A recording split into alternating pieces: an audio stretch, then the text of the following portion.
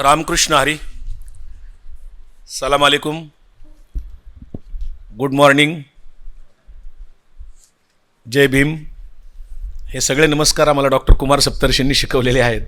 एवढं सगळं म्हटल्याशिवाय भारत पूर्ण होत नाही. सगळ्यांचा अर्थ एकच आहे की सर्वांचं भलं हो, भवतु सर्व मंगलम. मला आज जो विषय दिलेला आहे तो वारकरी संप्रदाय आणि सद्यस्थिती या विषयावर मला मांडणी करण्यासाठी खरं तर मागच्याच महिन्यातल्या शिबिरामध्ये मला फिक्स ठरलेलं होतं. परंतु त्या दिवशी आम्ही पंढरपूरला शेतकऱ्यांच्या कर्जमाफीसाठी उपोषणाला बसलेलो होतो आमदार रोहितदादा पवार यांच्यासोबत. त्यामुळं उपोषण सोडून मला इकडं येणं शक्य झालं नाही. त्याबद्दल मी आयोजकांची त्यावेळी दिलगिरी व्यक्त केली आणि आजही पुन्हा दिलगिरी व्यक्त करतो. आणि मला आज आवर्जून पुन्हा इथे मांडणी करण्याची संधी दिली त्याबद्दल आयोजकांना पुन्हा एकदा धन्यवाद देतो. सध्या वारीचा कालखंड सुरू आहे. वारी सुरू आहे. वारीचा एक उत्सव महाराष्ट्रातला एक महत्त्वाचा आहे. सर्व संतांच्या पालख्या पंढरपूरच्या दिशेने पांडुरंगाच्या दर्शनासाठी मार्गस्थ आहेत. पुण्यातून कालच ज्ञानोबा तुकोबांच्या पालख्या पुणे शहरातून पुढे मार्गस्थ झालेल्या आहेत. आणि या सगळ्या संतांच्या पालख्या आणि दिंड्या सुरू असताना त्याच विषयावर इकडे मांडणी करायची आहे. खरं तर ही मांडणी करायची मला संधी याच्यामुळे मिळाली की मला 2 महिन्यापूर्वी माझ्या अंगावर शाई टाकली. आणि मला शाई नव्हती, खरं ती शाई मिळत नाही आता हल्ली फारसी एवढी मोठ्या प्रमाणावर. ते ऑइल होतं काळं आणि ते टाकलं आणि महाराष्ट्राला विकास लावांडे थोडाफार माहिती होता, तो आता जास्ती प्रमाणात माहीत झाला.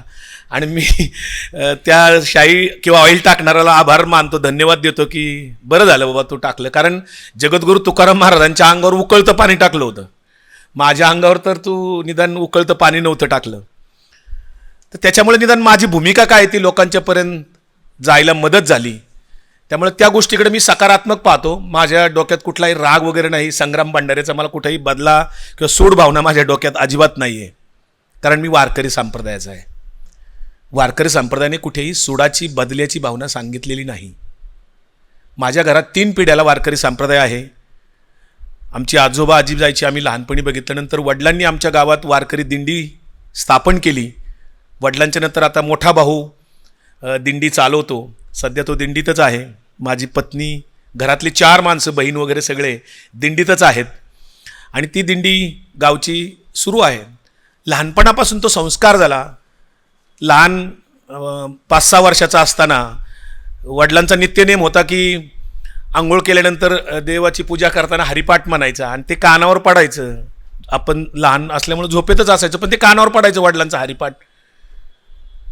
आणि मग तेव्हापासून वडिलांनी सवय लावलेली घरात की तुकाराम महाराजांची गाथा वाचलीच पाहिजे, रोज 1 तास ज्ञानेश्वरी वाचलीच पाहिजे. हा संध्याकाळी नित्यनेमच असायचा. आणि ते नाही वाचलं तर तोपर्यंत जेवायचं नाही. त्यामुळे ते संस्कार तसा होऊन गेला. मग वडील आळंदीला घेऊन जायचे. सदानंद गुरुजी म्हणून एकेकाळी एक फार मोठे वारकरी संप्रदायातलं मोठं नाव होतं, जुन्या लोकांना कदाचित माहीत असेल. ते ज्ञानेश्वर महाराजांच्या मंदिराच्या तिथे आतमध्ये एक खोली असायची, तिथे ते राहायचे. तर वडिलांना त्यांनी माळ घातलेली होती. त्यामुळं तिकडे मला वडील घेऊन जायचे दर एकादशीला वारीला. आणि रात्रीचं मग कीर्तन संपल्यानंतर भजन चालायचं रात्रभर जागर. तर मला झोप यायची म्हणून मला त्यांच्या तिथे रूममध्ये झोपायला असायचं. त्यामुळे तो माझ्यावर खूप मोठा पगडा वारकरी संप्रदायाचा बालपणापासूनच राहिलेला आहे. मग आत्ता असं काय झालंय, मी अशी कुठली भूमिका मांडली की ज्याच्यामुळं काही लोकांना अस्वस्थता आली, संताप आला, राग आला, चीड आली आणि माझ्या अंगावर त्यांना ऑइल ओतावंसं वाटलं. ते ऑइल ओतलं तेव्हा 4 बाटल्या त्यांनी आणल्या होत्या. त्या संपल्या नंतर मी त्याला म्हणलं, अरे संग्राम भंडारे थांब म्हणलं, जर आपण बोलूयात, चर्चा करूयात, आपलं तुझं काय म्हणणं आहे नेमकं सांग. ती ओतल्यावर सुद्धा मी त्याला आग्रह करत होतो पण तो पळत सुटला. 10 सेकंदात तो पळत गाडीत जाऊन बसला, थांबला नाही. रिव्हॉल्वर मला आधी दाखवलं होतं. त्यांनी जे शूटिंग केलं, जो महाराष्ट्रात सगळीकडं सगळ्या मीडियामध्ये जे व्हिडिओ व्हायरल झाला तो 40 सेकंदाचाच झाला. कारण मला आधी जो रिव्हॉल्वर 2 जणांनी दाखवला होता, 12-15 जण ते सगळेजण होते, 3 गाड्यातून आलेले होते. सकाळचं माझं एक प्रवचन होतं म्हातोबाच्या आळंदीला. म्हातोबाची आळंदी म्हणजे लोक तिला चोराची आळंदी मानतात काही जण, ते बदललं. तुमचं गाव आहे का ते? खरं तर ते जेधे जवळकर जी जोडी होती, ते दिनकरराव सत्यशोधक दिनकरराव जवळकरांचं ते गाव खरं म्हातोबाची आळंदी. आणि त्या गावात माझं प्रवचन होतं सकाळी. ते प्रवचन संपून मी निघालेलो होतो आणि तिथं रस्त्यात एकांतात जिथे निर्जन वस्ती आहे अशा ठिकाणी मला अडवलं, जिथे CCTV कॅमेरे वगैरे काही नाहीत किंवा जवळ कुठली वस्ती पण नाही, अशा जागी मला त्यांनी गाडी आडवी मारून ते सगळं केलं. मी पोलीस कंप्लेंट द्यायला, तिथून 8-10 किलोमीटरवर पोलीस स्टेशन होतं, ते पोलीस कंप्लेंट द्यायला जाईपर्यंत तो व्हिडिओ महाराष्ट्रात व्हायरल झाला होता, बातम्या पण यायला लागल्या होत्या.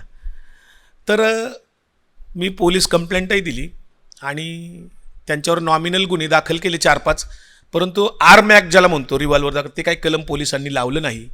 आणि पोलीस म्हणले ते फरार आहेत, सापडत नाही 2-4 दिवसांनी. मग त्यांनी ते शोधलं वगैरे, काय त्यांना ते नोटिसा दिल्या आणि काही केलं नाही.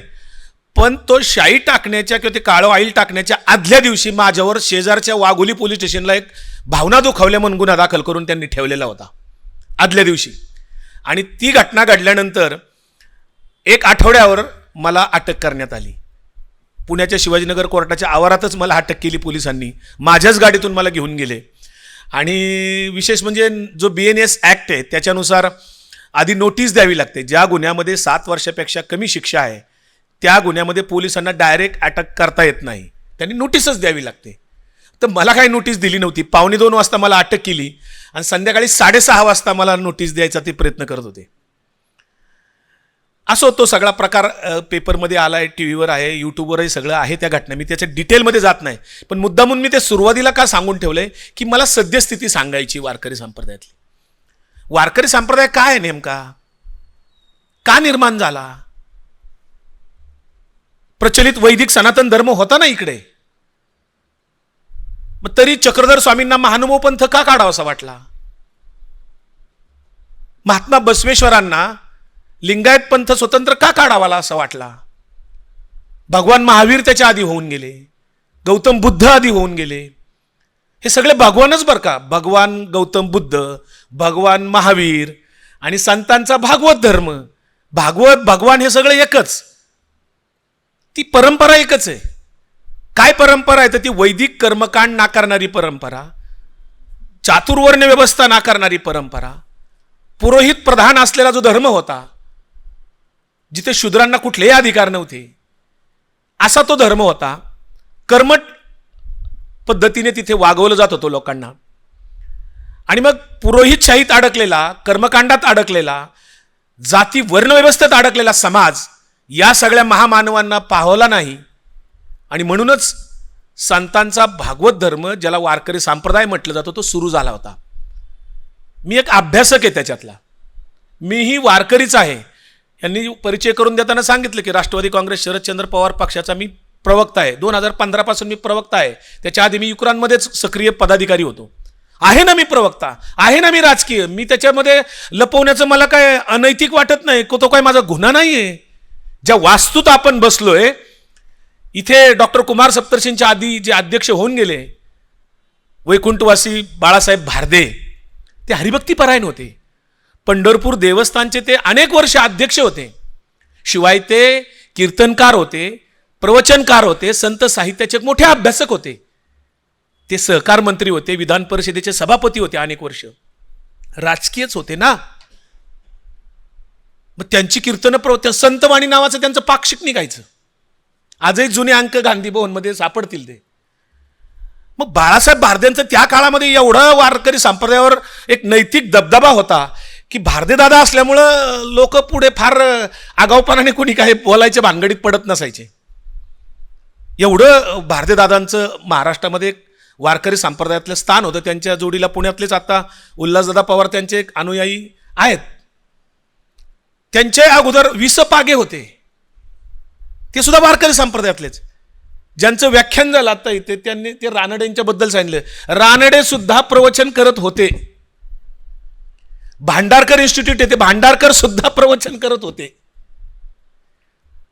प्रार्थना समाज जो होता तो आणि वारकरी संप्रदायाचे बरचसे जवळीक होती बरं का.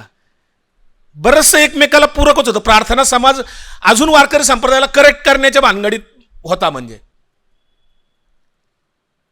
मग आता हे सगळं होत असताना मी जे काही प्रश्न विचारले सातत्याने मी त्याच्यावर काम करतोय गेली काही वर्षे, 5 वर्ष मी वारकरी संप्रदायात जास्ती सक्रिय वेळ देऊन.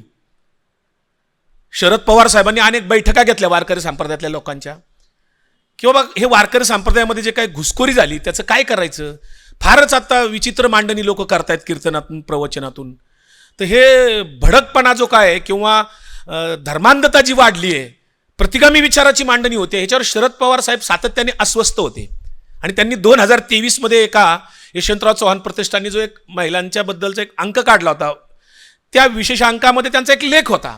त्या लेखामध्ये त्यांनी ते लिहिलं होतं, त्याच्यातली जी काय वारकरी संप्रदायातली सध्या वैचारिक घुसखोरी आहे त्याच्या संदर्भातली 1-2-4 वाक्य लिहिलेली होती. आणि ते वाक्य पुन्हा राष्ट्रीय पातळीवरच्या शासकीय प्रशासनातल्या ज्या महिला आहेत त्यांच्या विशेषांक आता 3-4 महिन्यापूर्वी निघाला, त्याच्यात पुन्हा तो लेख पुनर्प्रकाशित झाला होता. आणि त्याच्यात लिहिलं होतं शरद पवार साहेबांच्या त्या लेखामध्ये की सध्या वारकरी संप्रदायामध्ये प्रतिगामी विचारांच्या लोकांची घुसखोरी झालेली असून ती धर्मांधतेला खतपाणी घालत आहे.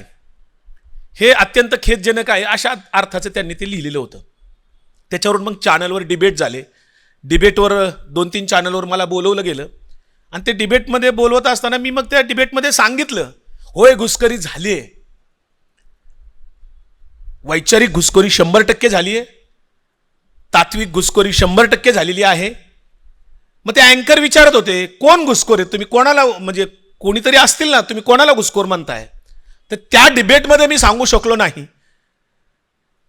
पण मी त्यांना सांगितलं मी नक्कीच लवकर ती यादी जाहीर करेल. आणि मग त्याच्यानंतर एक 8 दिवसानंतर मी महाराष्ट्रातल्या कोण कोण संतांच्या विसंगत मांडणी कीर्तनातनं करतायत हे मला माहितच होतं आधी, बरेच दिवसापासून खूप दिवस माहिती होतं. ते संत विचाराच्या विसंगत मांडणी करणारे, धर्मांध विचार रुजवणारे, कर्मकांडाचं महत्त्व सांगणारे जे कोण लोक आहेत किंवा परधर्माचा द्वेष करणारे, भेदनीती, जाती धर्मावरून भेद सांगणारे कीर्तनातून प्रवचनातून, अशा लोकांची यादी काढायला गेलो तर ती यादी 100पेक्षा जास्ती व्हायला लागली. मग मी काय केलं, ती जरा चाळणी लावली त्याला. मग जरा विभागवार घेतले, वेगवेगळे घेतले, तरी ती यादी माझी काय 40-50 वर परत आली खाली. परतही त्याच्यातून मी चाळणी लावली. मी एक दिवस असा एक रात्रंदिवस त्याच्यात घालवला एकदा, आणि 20 नावं मात्र मग मी अगदी करेक्ट काढली ज्यांचे माझ्याकडे काहीतरी पुरावे आहेत. कारण पुराव्याशिवाय बोलायचं नाही, गृहपाठ केल्याशिवाय कुठेही व्यक्त व्हायचं नाही, हे डॉक्टर कुमार सप्तर्षींनी आम्हाला युक्रांमध्ये डोक्यात फिट भरून ठेवलेलं आहे. आणि ते संतही सांगत होते. तर ते गृहपाठ केल्याशिवाय बोलायचं नाही, तशा पद्धतीनं पुराव्याशिवाय बोलायचं नाही हे पक्क डोक्यात असल्यामुळे मी ते सगळे 20 लोकांची नावं काढली. ती 20 नावं सोशल मीडियात आहेत, मीडियात आहेत, पत्रकार परिषद घेऊन मी जाहीर केली. त्यांच्यावरचे आक्षेप पण मी नोंदवले. त्यांना 25 प्रश्न मी नोंदवलेत की या 25 प्रश्नांची जर तुम्ही उत्तरं दिली सप्रमाण तर मी तुमचा जाहीर माफी मागायला तयार आहे किंवा तुमचं जाहीर सत्कार सुद्धा मी करेल. फक्त माझ्या 25 प्रश्नांची तुम्ही जाहीर सप्रमाण मुद्देसूद उत्तरं द्यावीत, सरळ उत्तरं द्यावीत, विषयांतर करायचं नाही. कारण विषयांतर करण्यात ते समोरचे लोक फार माहिर आहेत, ते मुद्द्यावर बोलणारच नाही. तुम्ही मंदिराचं बोलला की ते इकडं दुसरं काहीतरी हॉस्पिटलचं सांगतील, तुम्ही आरोग्याचं बोलला की ते शिक्षणाचं काहीतरी तिसरंच बोलतील, शिक्षणाचं बोलायला लागले तर ते म्हणतील काँग्रेस किती भ्रष्टाचारी होती ती बघा. आपण त्याच्यावर काही सांगायला लागलो तर ते म्हणतील ते वारीत असं असं झाले बघा. ते विषयांतरच करणार, ते कधीच मुद्देसूद बोलत नाही. मी तर त्याच्यावर ठाम आहे, जो मुद्देसूद बोलेल तो भाजप आणि RSS असूच शकत नाही. मुद्देसूद बोलणारा भाजप आणि RSS असूच शकत नाही, असं माझं ठाम मत आहे. अनुभवान ते मत आहे. मी 35 वर्ष सार्वजनिक जीवनात आहे. मग आता काय झालं, ही यादी जाहीर केल्यावर फार आगडोम उसळला महाराष्ट्रामध्ये. सगळ्या चॅनलने त्याच्या बातम्या केल्या. आणि मग आता काय करायचं. आणि मी त्यांना जाहीर चॅलेंज केलं होतं की तुमच्या 20 पैकी कुणीही 2-5 लोकांनी पुढे यावं आणि माझ्या 25 प्रश्नांची पत्रकार परिषद घेऊन उत्तर द्यावीत. अक्षरशः आज अखेर या क्षणापर्यंत त्या 20 पैकी एकही जण कुणीही माझ्या 25 प्रश्नांची सप्रमाण उत्तर द्यायला पुढे आलेला नाही. नाही आलेलं कुणी. फार दिग्गज लोक आहेत बरं का ते 20 लोक, किरकोळ लोक नाही आहेत ते. त्यातले 2-4 तर डायरेक्ट हॉटलाईन मुख्यमंत्री, हॉटलाईन पंतप्रधान आहेत. त्या 20 पैकी नंबर 1चं जे नाव आहे ते अयोध्येच्या राम मंदिराचे खजिनदार आहेत किशोर व्यास उर्फ गोविंद देवगिरी.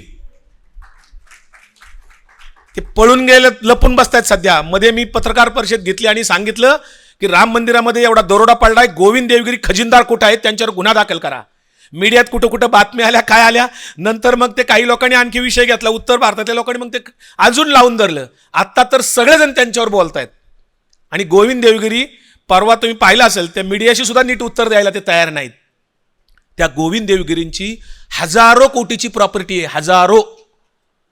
मुख्यमंत्री 5 स्टार म्हणतो आपण, मुख्यमंत्री 5 स्टार 7 स्टार जीवन जगतात नाही का, मंत्री वगैरे उद्योगपती, त्यांच्यापेक्षाही काकणभर जास्त 5 स्टार 7 स्टार काय म्हणा, किती स्टार लावायचं तेवढं हे जगतात.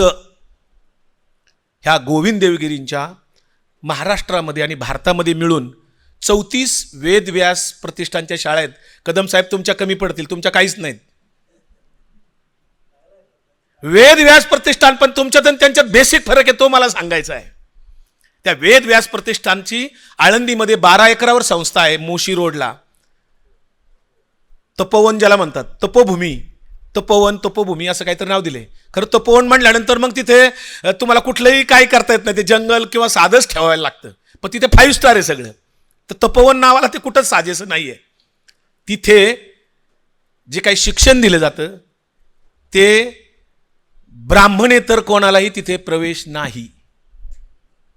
आज पण जाऊन बघा, कुणी म्हणत असेल ना कुठे मनुस्मृती, कुठे आता वैदिक वगैरे, कुठे आता वर्णव्यवस्था वगैरे, जाऊन बघा गोविंद देवगिरींच्या सगळ्या शाळा, 34 शाळा आहेत भारतामध्ये, ब्राह्मण असल्याशिवाय प्रवेश नाही. उपनयन संस्कार झालेला पाहिजे, शेंडी जानवं पाहिजेच, पंचगव्य प्राशन केलेलं पाहिजेच, संस्कृत आलंच पाहिजे, कसं कवायना मोडकं तोडकं कवायना, तरच तिथे प्रवेश आहे.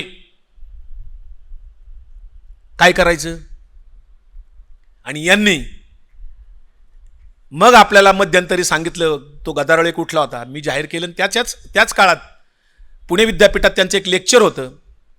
त्या लेक्चरमध्ये त्यांनी सांगितलं की ज्ञानोबा तुकोबा एकनाथ महाराजांचे जे ग्रंथ आहेत, ज्याला वारकरी संप्रदायामध्ये प्रस्तांत्रयी म्हणतात, वारकरी संप्रदायाची प्रस्तांत्रयी म्हणजे काय, तर ज्ञानेश्वरी, एकनाथ महाराजांची एकनाथी भागवत आणि संत तुकाराम महाराजांची गाथा, हे 3 ग्रंथ म्हणजे प्रस्तांत्रयी वारकरी संप्रदायाचे अधिष्ठान ग्रंथ आहे ते. ह्या महाराजांनी, गोविंद देवगिरींनी तिथं पुणे विद्यापीठात जाहीरपणे एका चर्चासत्रात सांगितलं की हे ग्रंथ नसून फक्त केवळ संकलन आहे, ग्रंथ नावाचा दर्जा त्याला नाही. हे जाहीर बोलले आणि म्हणाले फक्त रामदास स्वामींचा दासबोध हा एकच ग्रंथ म्हणावा असा ग्रंथ आहे, हे जाहीर बोलले. मग सगळीकडनं टीका हळूहळू व्हायला लागल्या. आम्ही आवाज उठवला, बाकीचे काही बरंच बोलायला लागले. सदानंद मोरेंना सुद्धा कोणीतरी बोलतं केलं, तेही बोलले. आणि मग त्यांनी माफी मागण्याची नौटंकी केली, थोडीशी दिलगिरी. त्या पद्धतीनेच माफी मागायची, म्हणजे काय अशी सरळ माफी नाही, चुकलो विकलो असं काही नाही. ते असे शब्द वगैरे शब्दांछल करून दिलगिरी व्यक्त केली त्यांनी नंतर, कारण इलाजच नव्हता. वारकरी संप्रदायामध्ये संतापाची लाट येत होती. पटकन ते थोडंसं दिलगिरी व्यक्त करून मोकळे झाले. पण डोक्यात त्यांच्या काय आहे, रामदास स्वामींचा दासबोध. खरं तर रामदास स्वामींची परंपरा, रामदासी संप्रदाय हा वेगळा आहे. भारताच्या राज्यघटनेने आपल्याला श्रद्धा उपासनेचं स्वातंत्र्य दिलंय ना, प्रत्येकाला स्वातंत्र्य आहे. तुम्ही कोणता धर्म आचरण करावा, कोणतं प्रार्थना करावी, काय करावं, हा ज्याच्या त्याचा व्यक्तिगत अधिकार आहे, राज्यघटनेनेच आपल्याला अधिकार दिलेला आहे. मग तुमचा रामदासी संप्रदाय, रामदास स्वामींचा ग्रंथ हे स्वतंत्र संप्रदाय असताना तुम्ही ज्ञानोबा तुकोबाच्या गादीवर येऊन कशासाठी नाचताय? तुमच्या गादीवर तुम्ही नाचा ना, काय धिंगाणा घालायचा तिकडे घाला, तिकडे नाचा, तुमचा प्रचार प्रसार, तुमच्या बैठका चालूच आहेत ना सगळीकडे. तरी तुम्हाला ज्ञानोबाचा तुकोबांचा वारकरी संप्रदाय पुन्हा का इकडे घुसखोरी करावीशी वाटते? आणि या गोविंद देवगिरींनी काय केलं सगळ्यात मोठं, काही वर्षापूर्वी, त्याला 10 वर्ष होऊन गेली, जगद्गुरु तुकाराम महाराजांना ज्यांनी छळलं, त्या विचारधारेच्या लोकांना कसं तिथे आणून बसवलं ते आजही आहे. जगद्गुरु तुकाराम महाराजांना मी मागाशी सांगितलं, अंगावर उकळतं पाणी टाकलं होतं, त्यांना मारहाण झाली होती, त्यांच्या गाथा इंद्रायणीत बुडवायला लावल्या होत्या. असं काय होतं त्या गाथेमध्ये? मंबाजीची पार्टी आणि तुकाराम महाराजांची पार्टी, आजच्या भाषेत बोलायचं म्हणलं, राजकीय भाषेत, मंबाजीची पार्टी वेगळी होती, तुकाराम महाराजांची पार्टी वेगळी होती. तुकारामांच्या पार्टीच्या स्टेजवर येऊन मंबाजी सांगायचे, म्हणजे याला घुसखोरी नाही म्हणायचं, तर दुसरा काय शब्द आहे मला कळत नाही. दुसरा शब्द पर्याय असेल तर सांगा घुसखोरीला. मी गांधी भवनमध्ये येऊन घुसखोरी करून नथुराम गोडसे जर सांगायला लागलो इथे येऊन, ह्या स्टेजवर येऊन मी नथुराम गोडसेचं महिमा मंडन करायला लागलो, तर ती माझी घुसखोरी आहे का नाही?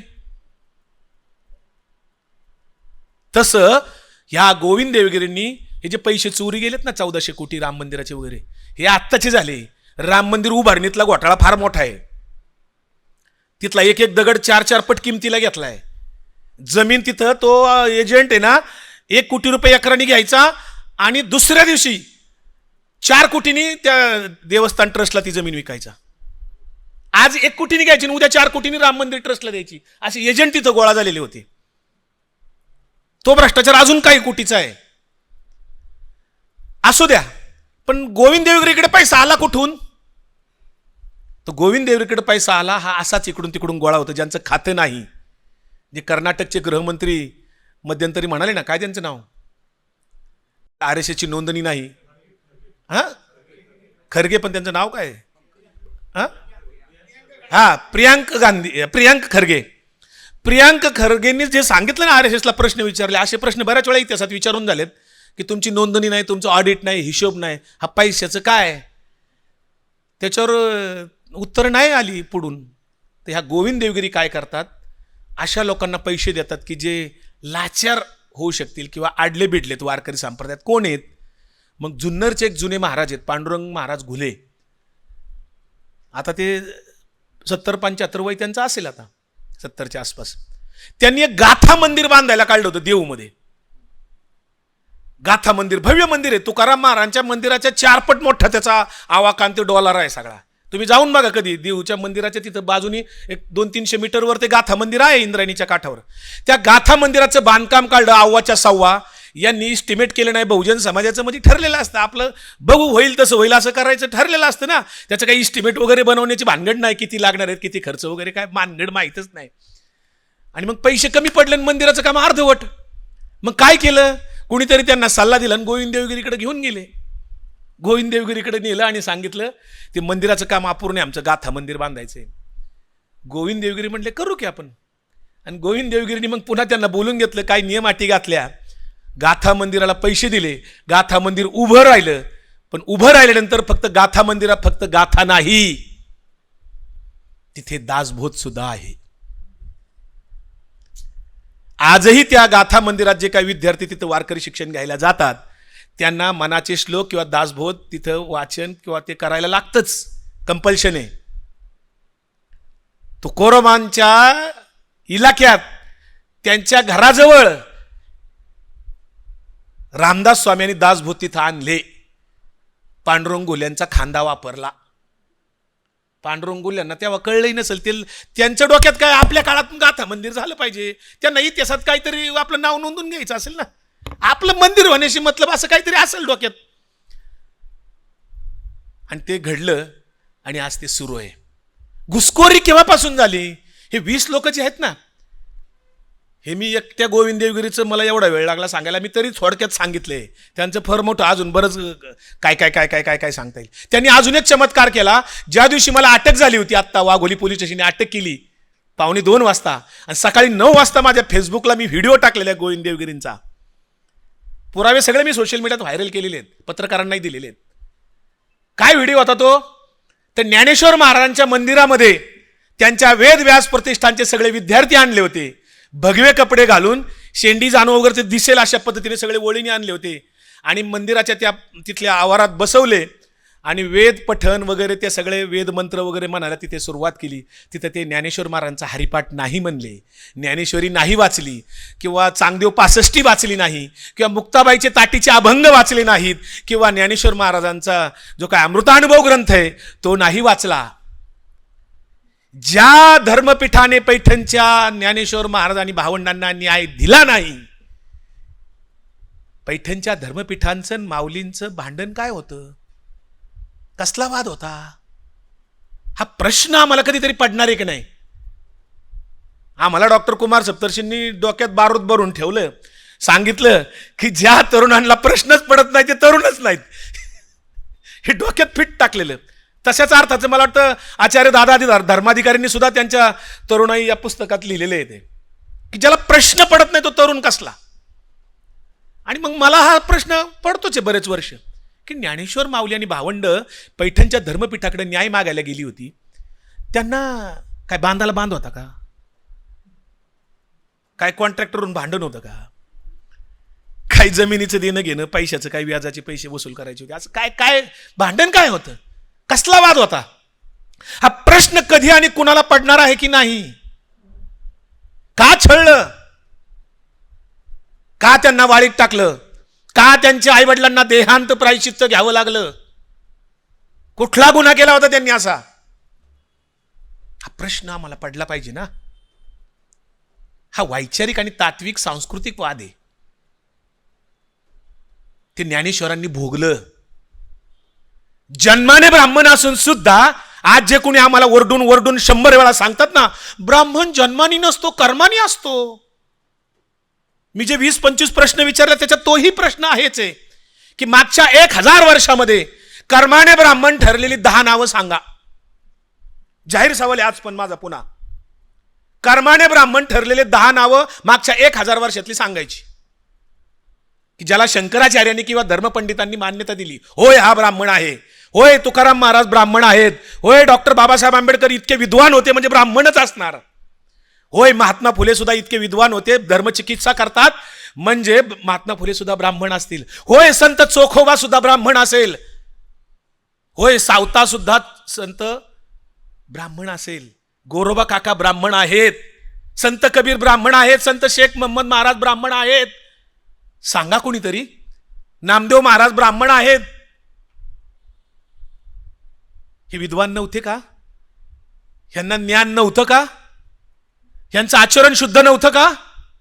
काय नव्हतं यांच्याकडे? मग हे का नाही कर्माने ब्राह्मण ठरले? साधा प्रश्न आहे का? प्रश्नच पडू नयेत? प्रश्न पडणं आजच्या काळात ठीक आहे, एवढ्या 8-10 वर्षात जरा प्रश्न पडणं किंवा प्रश्न विचारणं गुन्हा ठरतोय हल्ली, काय त्याला इलाज नाहीये.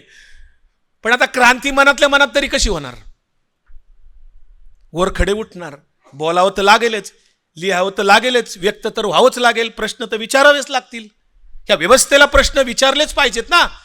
ज्या महामानवांची नावं घेऊन आपण रोज आपली भाषणं करतो, लिखाण करतो, ज्या महामानवांचा उल्लेख केल्याशिवाय आपली भाषणं पूर्ण होत नाहीत, त्या महामानवांनी भूमिका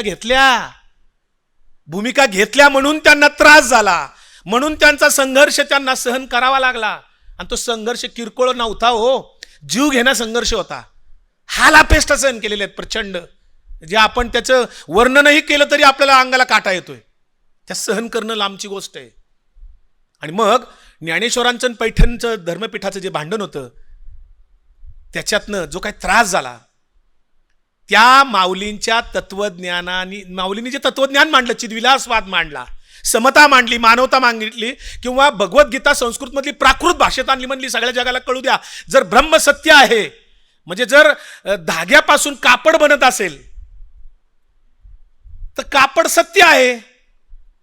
मग जर वेद उपनिषदामध्ये सांगितलंय ब्रह्म सत्य आहे, तर ब्रह्म सत्य आहे तर मग सगळे जीव एकच आहेत, सगळे जीव सारखेच आहेत असं माऊलींनी सांगितलं. तोच समतावाद, म्हणजे ज्याला चिद्विलासवाद हा शब्द आहे त्यांच्या अमृतानुभवामध्ये.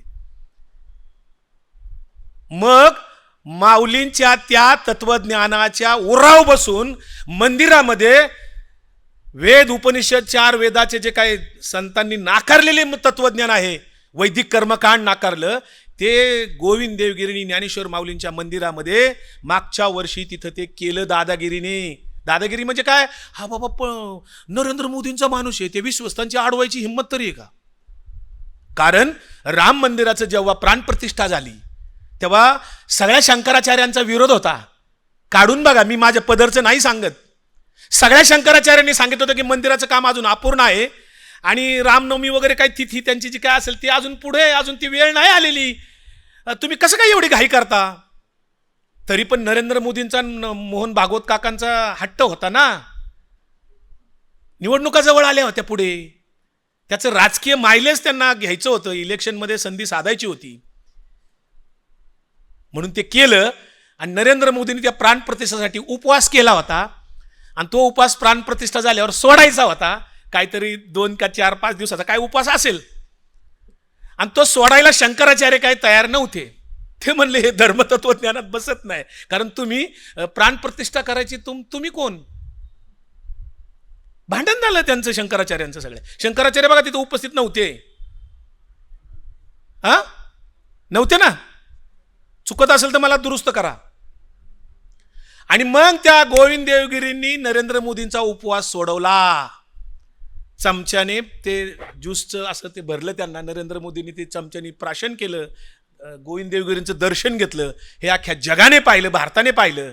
आता त्या गोविंद देवगिरीला ज्ञानेश्वर महाराज तिथलं देवस्थानचे विश्वस्त मंडळ आहे, ट्रस्टी, एवढं मोठं नाही हो ते की यांना अडवतील, तुम्ही हे करू नका इथं म्हणणार. हिंमत आहे का त्यांची? आणि ते केलं त्यांनी. हे बघताना लोकांना वाटतं असून दे, आपलं सामान्य लोक भोळी भाबडी तो सगळे जरी विचार करतात असं नाही.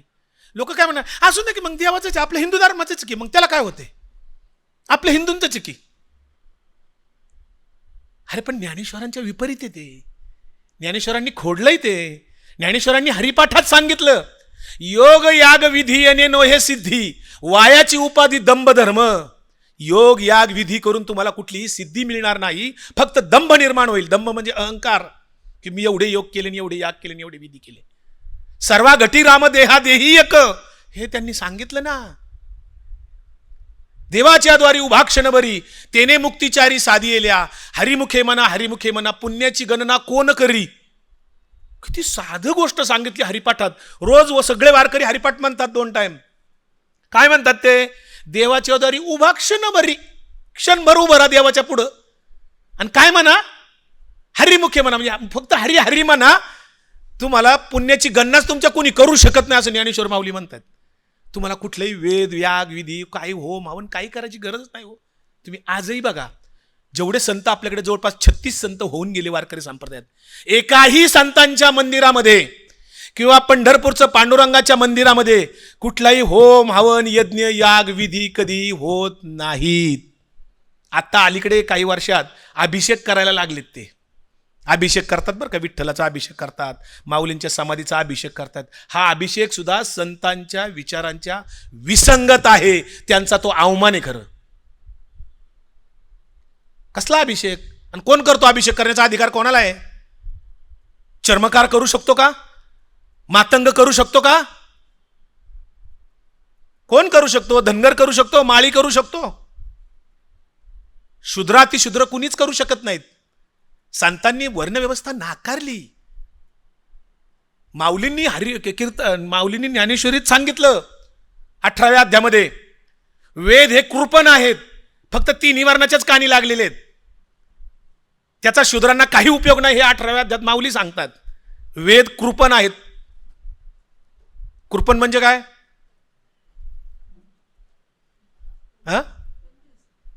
कंजूस अशा अर्थाने येते, किंवा कपट अर्थाने सुद्धा काही ठिकाणी वर्णन करताना, काही निरूपण करताना कपट म्हणले, कोणी कंजूस म्हणले.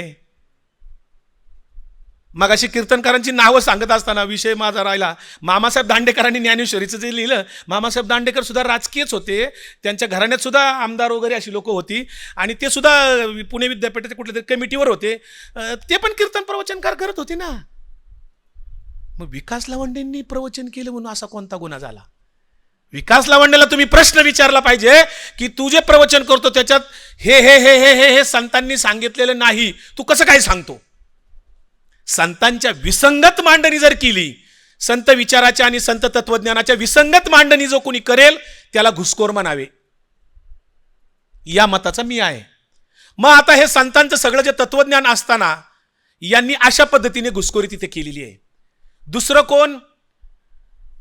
श्रीरामपूरला सरला बेट आहे. जुन्या लोकांना माहिती असेल, कोणी जर तिकडे श्रीरामपूरला, तिथे सरला बेटावर गंगागिरी महाराज होते. एक फार सात्विक साधू वृत्तीचा माणूस होता गंगागिरी महाराज. त्यांचं खूप मोठं तिकडं प्रस्थ आहे. ते झोपडीत राहायचे त्या सरला बेटावर, आणि पंढरपूरची वारी करायचे. पण वारीला जाताना ते झोपडी जाळून टाकायचे, आणि पुन्हा आल्यावर पुन्हा झोपडी दुसरी बांधायची. खिसा असलेले कपडे कधी घातले नाहीत, कुठलाही धनसंचय केला नाही, अतिशय सात्विक वृत्तीचा माणूस.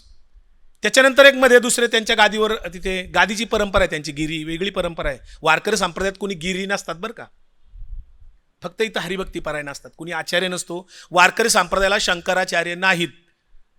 आचार्य तुषार भोसले जो म्हणतोय ना एक आहे, तो आचार्य वगैरे काही नाही बरं का, बोगस आहे,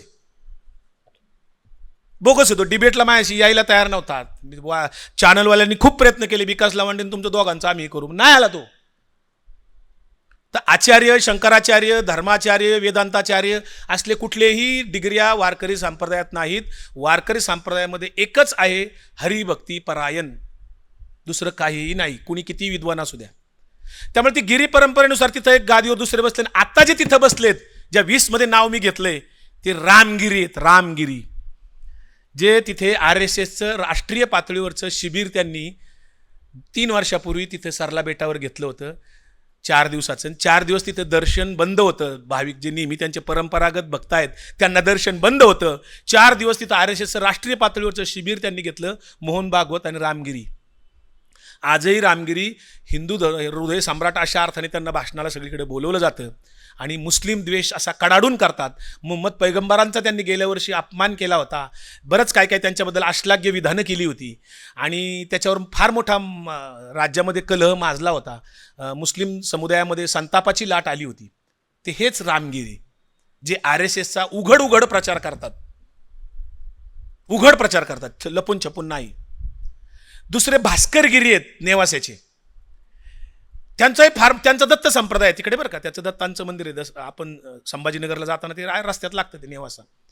तर त्यांचं नाव मी त्याच्यात घेतलं होतं. त्यांच्या भक्तांनी मला खूप ट्रोल केलं रामगिरी आणि भास्करगिरींच्या सोशल मीडियामध्ये, प्रचंड मला शिव्या बिव्या. मला त्या आठवड्यामध्ये किमान 5 ते 6 हजार फोन आले असतील. मला फोन बराच वेळा बंद ठेवायला लागायचा किंवा म्यूट करायला लागायचा, काहीतरी मला ते करायला लागायचं, किंवा काही फोन मी उचलायचं सुद्धा मध्ये मध्ये. प्रचंड फोन, हा फोन ठेवला की दुसरा, दुसरा आला की तिसरा, एकामागे एक रात्रंदिवस मला फोन चालू होते. शिव्या द्यायचे, प्रचंड शिव्या द्यायचे, घाणेरड्या शिव्या द्यायचे, खुनाच्या धमक्या मला शेकडोनी आलेले आहेत. त्या भास्करगिरींचा एक व्हिडिओ मी व्हायरल केला. काय व्हिडिओ होता तो? ते म्हणले संत आसाराम बापू इतका सात्विक सज्जन माणूस, त्या आसाराम बापूंच्यावर फार मोठा अन्याय सरकारने केलेला आहे, आसाराम बापूंची सुटका सरकारने केली पाहिजे, आसाराम बापूंच्यावर फार मोठा अन्याय झालाय पिता पुत्रांच्यावर, आणि त्यांची सुटका जर केली नाही सरकारने लवकरात लवकर, तर असे हजारो आसाराम बापू या राज्यात तयार होतील. हे जाहीर विधान त्या भास्करगिरींनी केलेलं आहे. म्हणजे यांचा संदेश काय आहे? बलात्कारी बाबा आम्ही तयार करू.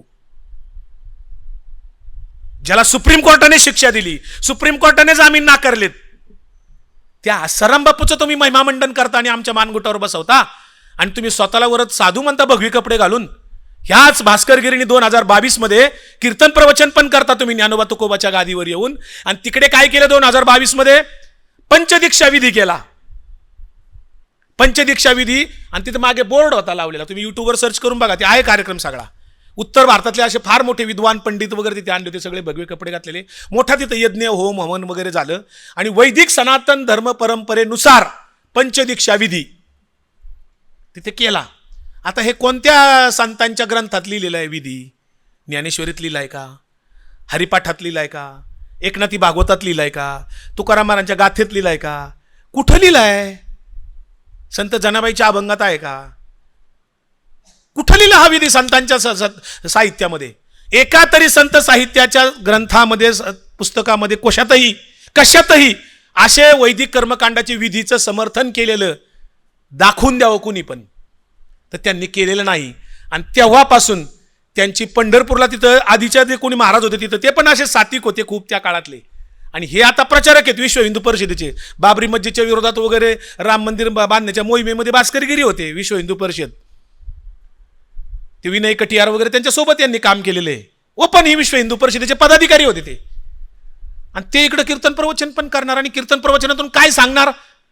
संतांचं नाव घ्यायचं फक्त तोंडी लावायला, पंचपती म्हणायची, भजन काय असेल ते म्हणायचं. म्हणजे 40 लिटर दुधाचं कॅन घ्यायचं, पण त्याच्यात मिठाचा खडा टाकून द्यायचा. मग तिथं 16 संस्कारांचं महत्व सांगायचं.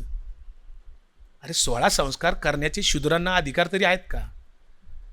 आणि शूद्र म्हणजे नुसते शूद्र अतिशूद्र म्हणजे नुसते पुरुष नाहीत, समस्त महिला सुद्धा शूद्र अतिशूद्र आहेत. समस्त महिला, हा, ब्राह्मणांच्या महिला सुद्धा शूद्रच आहेत ना. त्यांच्याच ग्रंथांनी लिहिले, मनुस्मृतीत सांगितले स्त्रियांचा धर्म एकच आहे, पती परमेश्वर मानायचा आणि त्याची सेवा करायची आयुष्यभर. म्हणून तर सगळी व्रतवैकल्य स्त्रीला सांगितलेत. मंगळसूत्र, जोडवी, जे काय आहे ते सगळ्याच धर्मात स्त्रियांनी, एकाही धर्मग्रंथांनी कुठल्याच जगातल्या स्त्रियांना समता पुरुषांच्या बरोबरीने हक्क अधिकार दिलेले नाहीत, मात्र संतांनी दिलेले आहेत. नामदेव महाराजांनी 13व्या शतकात सांगितलं, यारे यारे लहान थोर भलते याती नारी नर. आणि म्हणून तर जनाबाई म्हणाल्या, जेव्हा संत नामदेव जगभरामध्ये भारतामध्ये प्रचार प्रसार वारकरी संप्रदायाचा करायला गेले, उत्तर भारतापर्यंत गेले, पंजाबपर्यंत गेले नामदेव महाराज, त्या काळामध्ये इकडे वारकरी संप्रदाय पोरका झाला होता. जनाबाई नामदेव महाराजांच्या शिष्या समजल्या जायच्या. खरं तर जनाबाई नामदेव महाराजांपेक्षा 5-6 वर्षांनी मोठे होते बरं का, पण नामदेव महाराजांना त्या गुरु मानत होत्या. आणि मग कोण इथं वारकरी संप्रदाय सांभाळणार महाराष्ट्रामध्ये, अशी परिस्थिती निर्माण झाली. तेव्हा जनाबाई म्हणाल्या, डोईचा पदर खांद्यावरी भरल्या बाजारी जाईन मी. त्या काळामध्ये डोईचा पदर खांद्यावर पडणं म्हणजे फार मोठं पाप, फार मोठा धर्मद्रोह, स्त्रीने धर्म बाटवला अशा अर्थाचं होतं ते. त्यावेळेस त्यांनी कमरेला पदर खोचून म्हणल्या, मी सगळीकडे हिंडेन जाईल आणि वारकरी संप्रदाय सांगत राहील. आणि त्यांनी सांगत राहिल्या. संत नामदेवांना पंजाबमध्ये गुरुग्रंथ साहेबांच्या मध्ये स्थान आहे हो. नामदेव महाराजांना पंजाबमध्ये शीख समुदायामध्ये जेवढं तिथे त्यांची प्रतिष्ठा आहे किंवा जेवढं मानलं जातं, जेवढी इज्जत केली जाते, जेवढा रोज नामोच्चार केला जातो, त्या नामदेव महाराजांना मात्र महाराष्ट्रात तेवढं तितकं नाही हो स्थान. नाही तेवढं मानलं जात नामदेव महाराजांना. का कोणास ठाऊक मला माहीत नाहीत. त्यांच्या कुटुंबातल्या 14 लोकांनी म्हणे पंढरपूरच्या पांडुरंगाच्या दारामध्ये समाधी घेतली. आजही पंढरपूरच्या पांडुरंगाच्या दारात जर तुम्ही गेला नामदेव पायरीच्या तिथे त्या भिंतीवर पाटी लावलेली आहे, कुणी समाधी घेतली. आणि तिथेच चोखोबांची समाधी आहे. चोखोबांना समाधीसुद्धा नामदेव महाराजांनी तिथे दिली. पंढरपूरला गेल्यानंतर पहिलं चोखोबाला स्पर्श करायचा आहे, चोख व्हायचंय, मग नाम घ्यायचंय आणि मग विठ्ठले. कारण अस्पृश्यता मोठ्या प्रमाणावर होती. म्हणून संतांचा जो भागवत धर्म आहे, नामदेव महाराज म्हणले, आम्हा सापडले वर्म करू भागवत धर्म. हा भागवत धर्म काय नेमका? तेव्हा वैदिक धर्म होता ना इकडे एका बाजूला, वैदिक सनातन धर्म आणि भागवत धर्म म्हणजे ज्याला आपण वारकरी संप्रदाय म्हणतो, त्याच्यातला फरक मुख्य समजला की तुम्हाला हे गोंधळ लगेच लक्षात येईल. काय फरक आहे त्या दोन्हीतला? खरं संतांनी ना वेद उपनिषद जे आहेत हे 100% नाकारले पण नाहीत आणि 100% घेतले पण नाहीत. त्यातलं चांगलं जे काय तत्वज्ञान असेल, समजा उदाहरणार्थ ब्रह्म सत्य आहे म्हणजे सर्वभूती ब्रह्म आहे, मग ठीक आहे ना, मग सगळ्यांना राम ब्रह्म आहे, मग आम्हाला ते चालतंय. पण वेदातलं वैदिक कर्मकांड जे आहे, जी पुरोहितशाही आहे किंवा वर्णव्यवस्था आहे, ती संतांनी नाकारली. जगद्गुरु तुकाराम महाराज म्हणाले, सकळाशी येथे आहे अधिकार, कलियुगी उद्धार हरीच्या नामी. सगळ्यांना इथे अधिकार आहे. त्यामुळं समता जी संविधानात आली ती संतांनी तिकडे आधीच दिलेली आहे. स्त्री पुरुष समानता धर्मग्रंथात जरी आली नसली, मनुस्मृती किंवा वेद उपनिषदात आली नसली किंवा कुराण बायबलमध्ये आली नसली, तरी सुद्धा वारकरी संतांनी स्त्री पुरुष समानता 13व्या शतकात नामदेव महाराजांनी सांगून ठेवलेली आहे. नारी नर. पण आजही काही कीर्तनकार जे वैदिक परंपरेने डोक्यात त्यांच्या घुसडलेलं आहे, ते सुद्धा कसं आलं ते पण मी सांगतो. ते कीर्तनातनं मात्र स्त्रियांना अजूनही त्यांच्या डोक्यात स्त्रिया शूद्रच असतात हे त्यांच्या डोक्यात फिट बसलेले आहे. आणि ते म्हणतात, जे टाळकरी असतात ना कीर्तनात, कीर्तन करतो बाजूला टाळकरी 5-25 काय टाळकरी उभे राहतात, त्याच्यात काय कीर्तनकार म्हणतात स्त्रियांना टाळकरी व्हायचा अधिकार नाही. स्त्रियांना टाळकरी होऊ देत नाहीत काही कीर्तनकार. स्त्रीने प्रमाण म्हणायचे नाही मध्ये. नारदीय कीर्तन आहे ना, चारुदत्त ताफळे पुण्यातला करतो, त्या 20 मध्ये त्याचं नाव आहे बरं का. हा, तो चारुदत्त ताफळे नारदीय कीर्तन करतो. नारदीय कीर्तनाच्या 2-4 परंपरा आहेत. त्यातली नारदीय कीर्तन जे आहे ना, त्यात मध्ये मला ते सांगावं लागते, विषय एकच आहे सगळा, मी विषयांतर करत नाही. नारदीय कीर्तन परंपरेमध्ये एकट्यानेच ते कीर्तन करायचं, प्रमाण पण एकट्यानेच द्यायचं, ज्ञान देण्याचा ज्ञान घेण्याचा अधिकार त्याला एकट्यालाच असतो, तिथे प्रमाण द्यायला दुसरी माणसं नसतात. आणि मग वारकरी संप्रदायातले नामदेव महाराजांनी मात्र याच्यावर क्रांती केली. जगातलं पहिलं हरिकीर्तन, ज्याला वारकरी कीर्तन म्हणलं जातं, ते पंढरपूरच्या वाळवंटात केलं. नामदेव महाराज म्हणले सगळ्यांना अधिकार आहे, चला तुम्ही टाळ वाजवा आणि मी कीर्तन सांगत असताना तुम्हाला एखादा संदर्भ आठवला तर तुम्ही पण प्रमाण म्हणू शकता. प्रमाण देण्याचा सगळ्यांना अधिकार दिला आणि सगळ्यांना सामावून घेणारं कीर्तन ते हरिकीर्तन, वारकरी कीर्तन आहे. पण नारदीय कीर्तन परंपरेत तसं नाहीये. जे चारुदत्त आपले करतो, जो तिथे वर्ण्य व्यवस्था सांगतो, वैदिक कर्मकांड सांगतो आणि या सगळ्या याच्यामध्ये बाकीच्यांना शूद्रच समजायचं. तर आता हे जे मी फरक सांगत होतो, भागवत वारकरी संप्रदाय आणि वैदिक सनातन धर्म, यातला मुख्य फरक काय? कुठलाही संप्रदाय जर प्रतिष्ठित व्हायचा असेल तर त्याला अधिष्ठान ग्रंथ असावे लागतात, आराध्य दैवत असावं लागतं, परंपरा असावी लागते, तीर्थक्षेत्र असावं लागतं, म्हणजे तो संप्रदाय प्रतिष्ठित होतो, मानला जातो. मग त्याचं बाकीचे अनेक उदाहरणं देता येतील बघा. अनेक आपल्याकडे देवी देवता आहेत, खंडोबा वगैरे, ज्योतिबा, अशा अनेक लोकांच्या परंपरा आहेत, सगळं आहे. पण तिथं तो संप्रदाय नाही त्याचा तयार झाला. संप्रदाय फक्त वारकऱ्यांचाच तयार झाला. नामदेव महाराजांनी त्यावेळेस सगळ्या संप्रदायांना एकत्र केलं. चैतन्य संप्रदाय होता, प्रकाश संप्रदाय होता, दत्त संप्रदाय होता, आनंद संप्रदाय होता, हे सगळे संप्रदाय एकत्र केले, नाथ संप्रदाय, आणि सगळ्यांना सांगितलं अवघे मिळून धरू पाये विठोबाचे, आणि सगळे संप्रदाय एकत्र केले आणि त्याचा वारकरी संप्रदाय तयार झाला. मग आता हे वारकरी संप्रदायाला प्रतिष्ठित करायचं तर अधिष्ठान ग्रंथ पाहिजे. तोपर्यंत ग्रंथ नव्हता. महर्षी वेदव्यासांनी भगवद्गीतेतनं हा विचार आधीच केलाय, उद्धवापासून प्रल्हादापासून ते चालत आलेले. पण मग अधिष्ठान ग्रंथ नव्हता ना. मग वारकरी संप्रदायाला पहिला अधिष्ठान ग्रंथ दिला तो संत ज्ञानेश्वर महाराजांनी दिला, ज्ञानेश्वरीच्या रूपाने. चांगदेव 65, अमृतानुभव, हे ज्ञानेश्वर महाराजांनी अधिष्ठान ग्रंथ दिला, म्हणून वारकरी संप्रदायाला मान्यता पावली. मग पुढे नामदेव महाराजांनी त्याचा विस्तार केला, सगळीकडे फिरले. नामदेव महाराज जवळपास 54 वर्ष काम करत होते बरं का, ज्ञानेश्वरांच्या नंतर 54 वर्ष उत्तर भारतापर्यंत गेले. मग तिकडे संत कबीर, संत रोहिदास, संत मीराबाई, हे सगळे भेटले.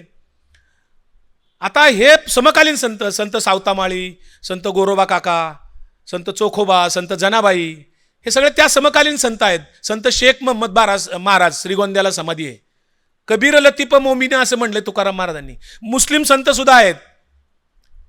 त्यामुळं ह्या वारकरी संप्रदायाचा आणि याचा फरक स्पष्ट करणं फार आवश्यक राहिलं, आणि मी तो फरक पत्रकार परिषदेतनं सांगितला. हा माझा गुन्हा झाला. ही 20 नावं सांगितली आणि मी फरक सांगितला, हा माझा मोठा गुन्हा झाला. त्याच्यावर ते फौजदारी गुन्हा आपण दाखल करू शकत नाहीत. मग काय करायचं? प्रतिवादही करता येत नाही. 25 प्रश्न विचारलेत, मग त्याला मारलं पाहिजे. ही परंपरा आहे ना आपली, पार संतांच्या पासून, गांधीपासून दाभोळकरांपर्यंत. पटलं, प्रतिवाद नाही करता आला की मारूनच टाकायचं. तर माझा कधी खून होऊ शकतो बरं का, काही गॅरंटी नाही. रियालिटी सांगतो, मला रोज धमक्या आहेत, आजही धमक्या आहेत, म्हणजे काही धमक्या बंदच नाही आहेत. पण मी काही फिकीर करत नाही. संतांनी संसार करूनच परमार्थ करायला सांगितलेलं आहे. मी तसं करतोय, पूर्ण वेळ कार्यकर्ता आहे मी. हा फरक बघा, फार लक्षात ठेवा. तुमच्यापैकी काही लोकांना कदाचित माहिती असेल, कारण इथं खूप सिनियर ज्येष्ठ लोक आहेत, वाचक आहेत, अभ्यासक लोक समोर बसलेले आहेत. वारकरी संप्रदायाचं आराध्य दैवत आहे पंढरपूरचा पांडुरंग, जो निशस्त्र आहे. कुठलंही शस्त्र त्याच्या हातात नाही. कारण वारकरी संप्रदायामध्ये बदल्याची भावना नाही, सुडाची भावना नाही, हत्यारच नाही ना हातात. असा कमरेवर हात ठेवून विठ्ठल उभा आहे, सूड नाहीच हो, बदला नाहीच हो. बघा, सगळ्या संतांना छळलं, एक संत निर्विवाद झाले नाहीत, पण एकाही संतांनी प्रतिकार केलाय. पोरं घेऊन हाणाय गेलेत त्याला, राम अंबाजी भटाला किंवा मग यांना कुणाला, युसोबा खेचरला कुणाला हाणायला, असं झाले का? गांधीजींच्या सुद्धा त्याच विचाराचा पगडा होता हो. संत साहित्य गांधीजींनी वाचलं, गाथा वाचली, गीता वाचली, म्हणून तर मग ते सत्य आणि अहिंसा हाच माझा परमेश्वर आहे गांधीजी सांगायला लागले. गांधीजींना कुठून काय स्वप्न पडलं का? तिथूनच घेतलं सगळे. आणि मग संतांनी बदला घेतला नाही, म्हणून ज्ञानेश्वरांचा हरिपाठ जे आहे ना, ते हरिपाठ किंवा पसायदान, विशेषतः पसायदान सगळ्यांना पाठ असतं. आपल्याकडे अलीकडे राष्ट्रगीतासाठी पसायदानाची परंपरा झाली आहे, सगळ्यांना पसायदान पाठ असतं, जसं राष्ट्रगीत पाठ आहे. पण पसायदानात नेमकं काय सांगितलंय, त्याचा काय अर्थ आहे, हा कधीच आम्ही बघत नाही. पसायदानात एक वाक्य सांगतो, जे खळांची व्यंकटी सांडो तया सत्कर्मी रती वाढो, भूता परस्परे पडो मैत्र जीवांचे. जे खळांची, खळ, खळ म्हणजे कोण, हा, दुष्ट लोक किंवा सैतानी प्रवृत्तीचे लोक किंवा क्रूर विचाराचे लोक, त्यांना खळ म्हटलंय, हिंसक लोक. त्या खळांची सुद्धा व्यंकटी सांडो, म्हणजे त्यांच्या बुद्धीत पालट हो आणि त्यांच्यात थोडं तरी सत्कर्म असतं असं माऊली म्हणतात बरं का. असा कुठलाच खळ किंवा कुठलाच बदमाश माणूस किंवा कुठलाही सैतान त्याच्याकडे सत्कर्म नसतं असं नाही बरं का. काहीतरी सत्कर्म त्याच्यात असतंच असं माऊलींचं म्हणणं आहे. ते सत्कर्म वाढो म्हणतात, ते असं नाही म्हणत जे खळांचं वाटोळो. हा, बदल्याची भावना नाही हो. हे विश्वची माझी घर असं ज्ञानेश्वर सांगतात. सोपं आहे का हो. विनोबा भावे म्हणले जय जगत, पचतंय का आपल्याला, पचेल का. जय जगतचा नारा दिला ना विनोबा भावेंनी. त्यांनी गीतेवर भाष्य केलं विनोबा भावेंनी, ज्ञानेश्वर महाराजांचा ते सगळा अभ्यास केला विनोबा भावेंनी, त्यांनी तिथूनच घेतला. हे विश्वची माझे घर हाच संदेश विनोबांनी नमस्कार जे सांगितले, जय महाराष्ट्र जय भारत, तसं जय जगत. पचतंय का आपल्याला, पचल. जय जगत म्हणले हो, त्याच्यात बांगलादेश, पाकिस्तान, अफगाणिस्तान, इराण, इराक सगळे आले हो. अखंड भारत, ह्या अखंड भारतवाल्यांनी जय जगत म्हणायला पाहिजे नियमाने, नाही म्हणत ते. हे विश्वची माझे घर सोपं नाही. आता विश्वात्मके देवे, विश्वात्मकाला देव म्हटले हो. आणि हे घुसखोर रोज मुस्लिमांना शिव्या घालतात, रोज ख्रिश्चनांना शिव्या घालतात, कीर्तनातून, प्रवचनातून.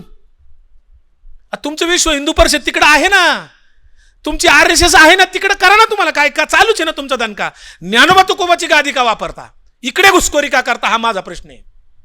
इकडे येऊन नाही सांगायचं तुम्ही. तुमच्या RSSचं आहेच ना, तुमचं विश्व हिंदू परिषद आहे, बजरंग दल आहे, तुमचं सगळं आहे ना. तिकडून तुम्ही वरडताच आहे, सांगताच आहे, रोज तुमचा कार्यक्रम चाललाच आहे. त्याच्यासाठी ज्ञानोबा तुकोबाची गादी, संतांची गादी वापरायची नाही. संतांच्या विचारपीठावरून तुमचे ते तसले विचार, द्वेषचे विचार मांडायचे नाहीत. संतांनी मानवता सांगितली. विष्णुमय जग वैष्णवांचा धर्म, भेदाभेद भ्रम अमंगळ, असं जगद्गुरु तुकाराम महाराज म्हणाले हो.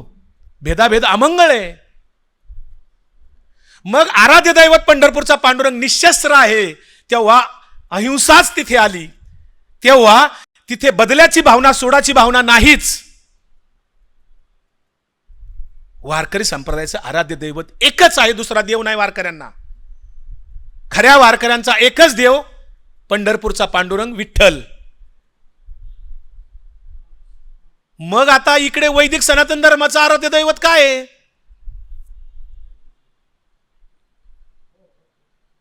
सांगता येईल कुणाला? नाही, ती प्रवृत्ती झाली. स्वार्थ ही प्रवृत्ती झाली. वैदिक सनातन धर्माचा मनुस्मृतीने सांगितलेला आहे, त्यांचं आराध्य दैवत आहे भूदेव. भूदेव कोण आहे? चॅट जीपीटीला विचारू शकता, गुगलला विचारू शकता. भूदेव देवांचाही देव, ब्राह्मण, तो देव आहे. आणि म्हणून ते सुपारीत सुद्धा देव आणून बसवतात नाही का, मंत्र म्हणून. पूजेला सुपारी मांडतात, काय मंत्र म्हणतात ते आपल्याला कुणालाच कळत नाही काय म्हणले ते. पण ते काहीतरी नाकात कुण ओम गणपती म्हणा असं काहीतरी म्हणतात. गणपतीला ते सुपारीत आणतात. हा, आणतात. मग त्यांच्यात तेवढी ताकद आहे, म्हणजे देवांचेही देव ना ते. तर वैदिक सनातन धर्माचं आराध्य दैवत भूदेव. वारकरी संप्रदायाचे अधिष्ठान ग्रंथ कोणते? तर गीता भागवत, ज्ञानेश्वरी, अमृतानुभव, एकनाथी भागवत, तुकाराम महाराजांची गाथा, सगळ्या संतांचे अभंग, हरिपाठ, सर्व संत साहित्य हे अधिष्ठान ग्रंथ आहेत. कोणत्याही कीर्तन प्रवचनकाराने, निरूपण करणाराने संत साहित्याच्या पलीकडचं दुसरं काहीही थोतांड, भाकड कथा, पुराण कथा सांगायच्या नाहीत. संतांनी जे त्यांच्या ग्रंथात सांगून ठेवलेलं आहे ते इतकं आघात आहे आणि इतकं म्हणजे आधुनिक आहे. आत्ता सुद्धा ते जसंच्या तसं लागू पडतं. म्हणजे तुकाराम महाराज म्हणले, ऐसे कैसे झाले भोंदू कर्म करोनी म्हणती साधू. 400 वर्षापूर्वी ते म्हणले हो, पण आज पण ते आहे ना भोंदू बाबा, जसंच्या तसं पुन्हा लागू पडतंय ते. असे सगळे संत साहित्य जर तुम्ही काढलं पुन्हा लागू पडतंय. त्यामुळं संत साहित्य हेच वारकरी संप्रदायाचे अधिष्ठान ग्रंथ आहेत.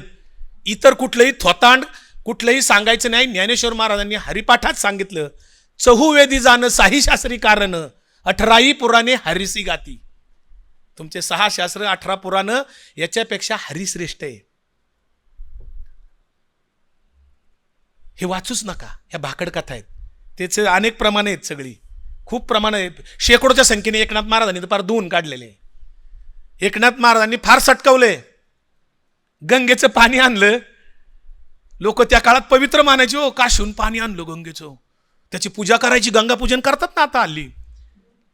तिथं गंगा किती, तिथं काय त्या गंगेचं हे ती अवस्था मी काय वर्णन करत नाही, पण ते गंगेचं पाणी आणून इथं गंगा पूजन करतात. एकनाथ महाराजांनी त्या काळामध्ये 15व्या शतकामध्ये, सोपं नाही हो, गंगेहून पाणी आणलं आणि कोणाला पाजलं? म्हणजे ब्रह्मसत्य आहे. त्यांनी काय जाणलं? ब्रह्मसत्य आहे. सगळ्या जीवात सगळं एकच आहे. सर्वा घटीराम देहा देही एक. गाढव विवळत पडले, त्याचा आत्मा तडफडतोय, त्याला पाण्याची गरज आहे हे त्यांनी ओळखलं आणि गंगेहून एवढं लांबून काशीहून पाणी आणलं, त्याला पाजून टाकलं. तर हे सगळे म्हणले वाटोळं केली आहे पार. धर्मपंडितांची आग झाली ना सगळी. अहो त्यांनी ते एकनाथ महाराजांनी त्यांचं जे काही श्राद्धाचं जेवण घालायचं होतं, सगळे मारा मांगाची लोक आणून जेवायला घातली हो सगळी. मारा मांगाच्यातच राहायचा. मी जातीवाचक बोलत नाही बरं का, कृपा करून तसा अर्थ घेऊ नका, पण ते शब्द त्यांच्या साहित्यात आलेले आहेत, सगळे संत साहित्यात. किती काय झालं असेल पैठणमध्ये. धर्मपीठ म्हणजे आजचं हायकोर्ट त्या काळातलं, म्हणजे ते धर्माचं हायकोर्ट पैठण होतं आणि सुप्रीम कोर्ट काशी होती, वाराणसी. तिथे एकनाथ महाराजांनी एवढं हे जर केलं असेल, साधी गोष्ट आहे का हो? म्हणजे कोथरूडमध्ये महात्मा फुले सांगितल्यासारखंच आहे ना.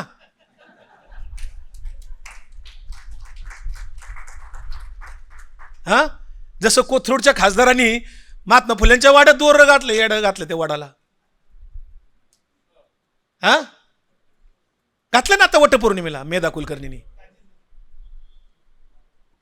विषयांतर करत नाही मी, पण एकनाथ महाराजांनी ते काय केलं हे लक्षात घ्या. काय झालं असेल एक कल्पना करा तुम्ही, डोळ्यापुढे चित्र आणा. काय झालं असेल?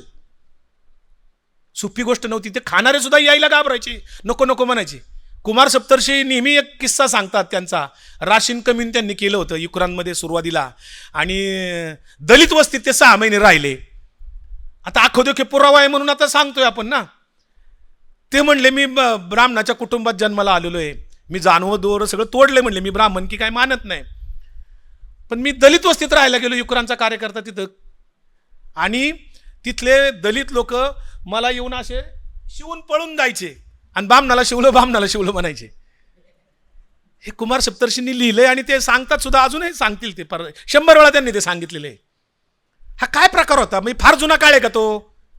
70, 72, 75 तोच काळ ना मित्रांनो.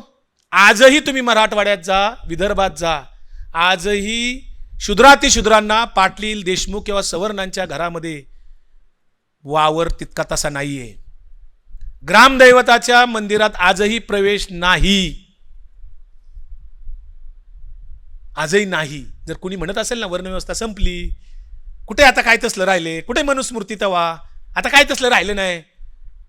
मनुस्मृती ही प्रवृत्ती आहे हो.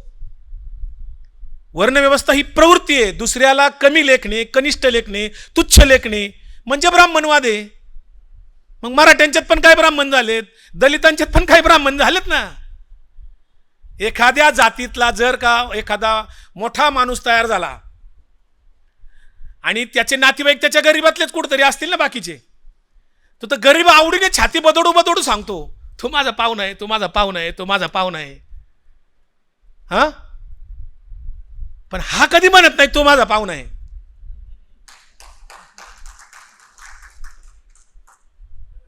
ज्या दिवशी कलेक्टर, IAS ऑफिसर आणि त्याचा शिपाई एका टेबलावर जेवतील ना, तेव्हा म्हणायचं वर्णव्यवस्था संपली.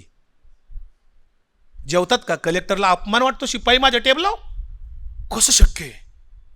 अरे मी IAS आहे, मी IPS आहे, माझ्या टेबलावर कसं शिपाई जेवू शकेल? हा ब्राह्मणवादच एक प्रकारचा आधुनिक काळातला नवब्राह्मणवाद म्हणा, त्याला काही शब्द लावा. प्रत्येकजण फार विद्वानांची कमी नाही आपल्याकडे, पुण्यात तर अजिबातच नाही. नवचातुर्वर्ण्य म्हणा, पण मला तो भेदाभेद नीती, भेदनीती ज्याला म्हणतो आपण, जी संतांनी नाकारलेली आहे, कुठल्याही प्रकारचा भेदभाव, लिंगभेद असू, जातीभेद असू, धर्मभेद असू, मानवभेद असू, कुठल्याही प्रकारचा भेदभाव संतांनी स्पष्टपणे नाकारलाय, 100 वेळा नाकारलाय. म्हणून तर काला आला संतांच्यात, गोपाळ काला. हा गोपाळ काला काय होता? एकमेकाच्या घरचं अन्न सेवन करत नव्हते, स्पर्श करत नव्हते. म्हणून आज पण सप्ताह झाल्यानंतर आता त्या गोपाळ काल्याचं स्वरूप बदलले. आता त्या लाया आणतात विकत आणि त्या लाया देतात, म्हणतात गोपाळ काल्याचा प्रसाद आहे. खरा गोपाळ काला तो नाही बरं का. खरा गोपाळ काला असा आहे, आपापल्या घरचं आपण अन्न घरून आणायचं, तयार करून जे काय असेल ते सगळ्या जाती धर्माच्या लोकांनी आणायचं आणि ते एका माठामध्ये ठेवायचं सगळं अन्न, आणि नंतर सगळ्यांनी ते एकत्र करून सगळ्यांनी प्रसाद म्हणून ते खायचं. मग तिथे सगळ्या जाती धर्माचे सवर्ण सगळे सगळे आले. वारकरी संप्रदायामध्ये शूद्रातिशूद्र आहेत, स्त्री पुरुष आहेत, ब्राह्मण सुद्धा आहेत, पण ब्राह्मण्यवादी नाहीत. ब्राह्मण्यवादाला वारकरी संप्रदायात स्थान नाही. ब्राह्मण असतील, ब्राह्मण आहेत ना, खूप लोक आहेत, आजही आहेत, काही फड आहेत. परंपरा टिकवली शेकडो वर्ष, अनेक नाकारू शकत नाही आपण. ब्राह्मणाला विरोध नाहीये, ब्राह्मण्यवादाला विरोध आहे. शाहू फुले आंबेडकरांचं आपण नाव घेतो, त्यांच्या अवतीभोवती सुद्धा काही ब्राह्मण पुरोगामी विचाराचे होते ना, जे ब्राह्मण्यवाद मानत नव्हते. म्हणजे मनुस्मृती जाळली तर आज काय सांगतात ते, म्हणतात बाबासाहेब आंबेडकरांनी जाळलीच नाही, ती सहस्रबुद्ध्यांनी जाळली. सहस्रबुद्धेच ना असं सांगतात. मला सोशल मीडियावर काय काय जण लिहितात, खाली ट्रोल करणारी विशिष्ट लोक आहेत. एका एकाची 10 अकाउंट आहेत, फेक अकाउंट. आता काय करायचं याला? बाबासाहेब आपले करण्याचा प्रयत्न चाललेला आहे बरं का. महात्मा फुले आपले करण्याचा प्रयत्न चाललाय, सगळे महापुरुष आपले करण्याचा प्रयत्न चाललाय, पण ते होतच नाही. ओढून ताडून कितीही प्रयत्न करा, नाही होत. म्हणून मग आराध्य दैवत जे मी मुद्दामून फरक एवढा लांबलचक का सांगावं लागलं ते कळायलाच पाहिजे. इकडे भूदेव, इकडे विठ्ठल, असा संघर्ष आहे.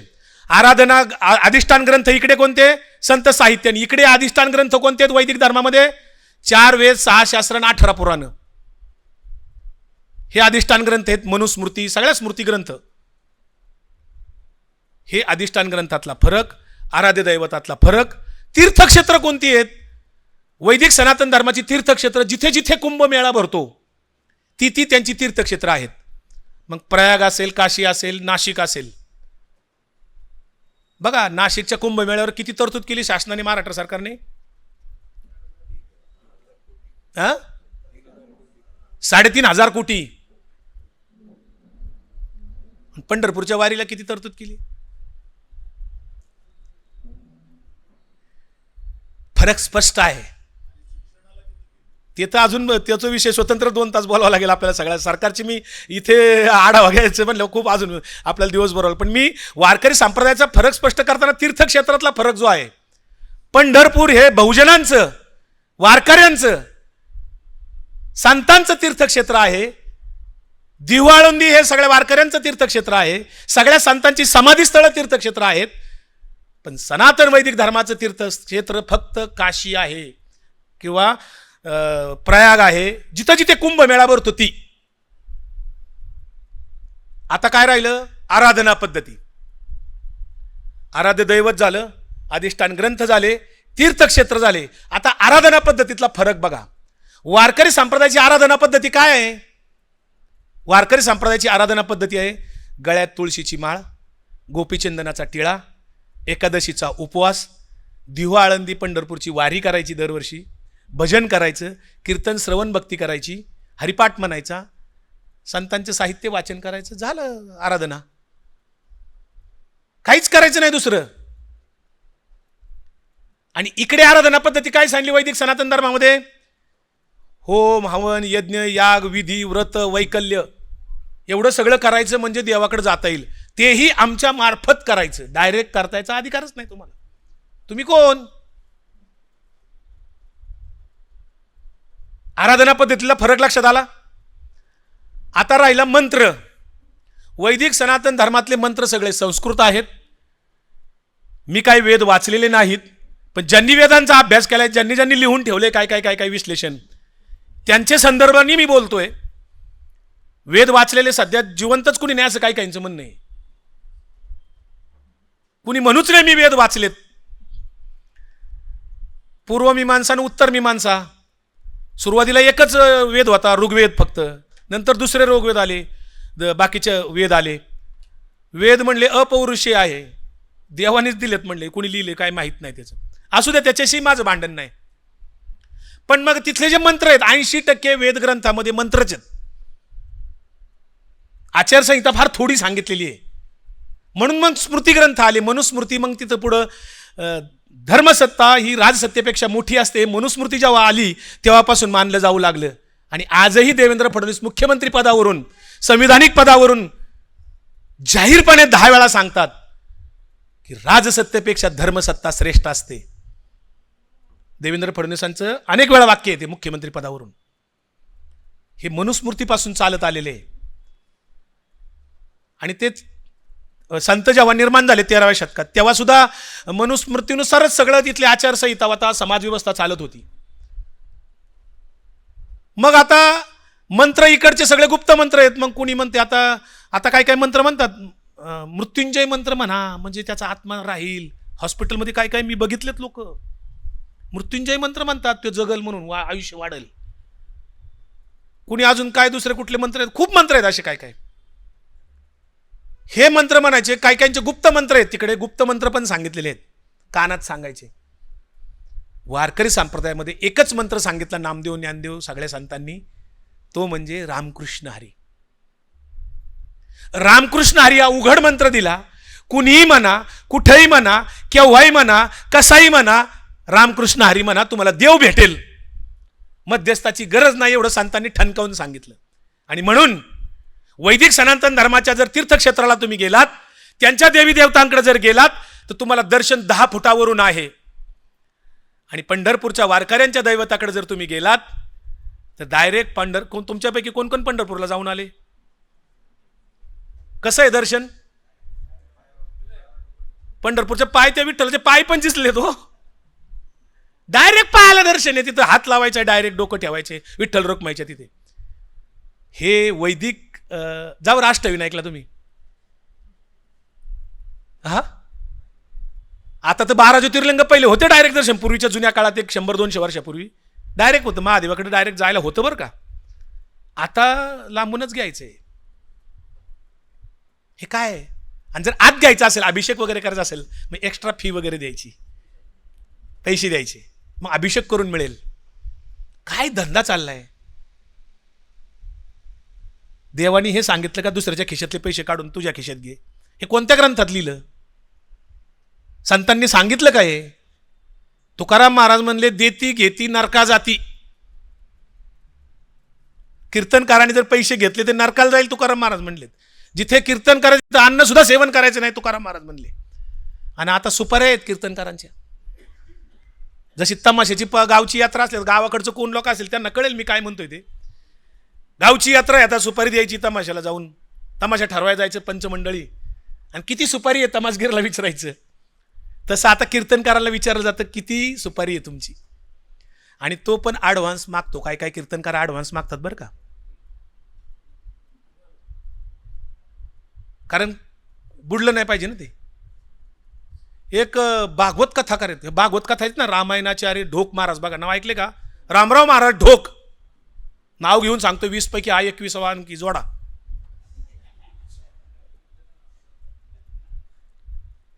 रामायणाचार्य रामराव महाराज ढोक रामायण सांगतात. 7 दिवसाची कथा, 7 दिवसाचे 7 लाख रुपये घेतात.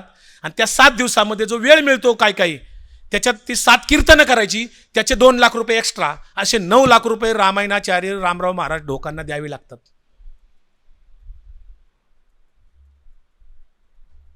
असे भागवताचार्य,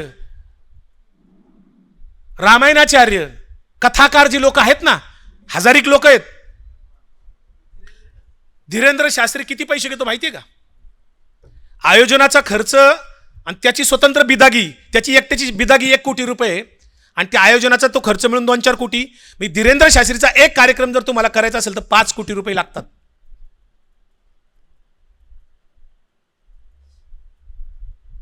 असे अनेक जण आहेत. मोरारी बाबू बरेच आहेत. अहो इतके ते फोटो फ्लेक्स येतात बघा. दर्शन सोहळा,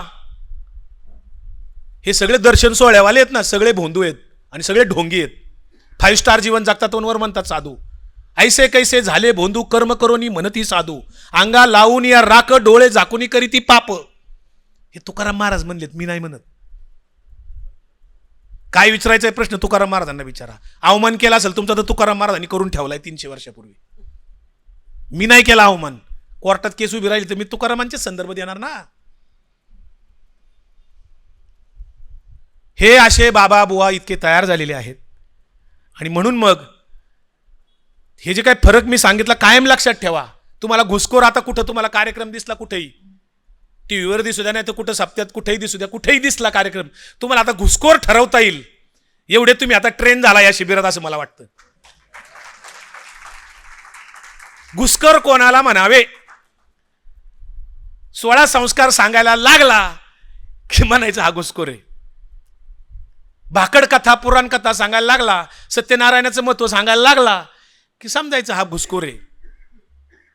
ब्राह्मण तिन्ही लोकी श्रेष्ठ जरी किती असला भ्रष्ट, हे म्हणले दासबोध.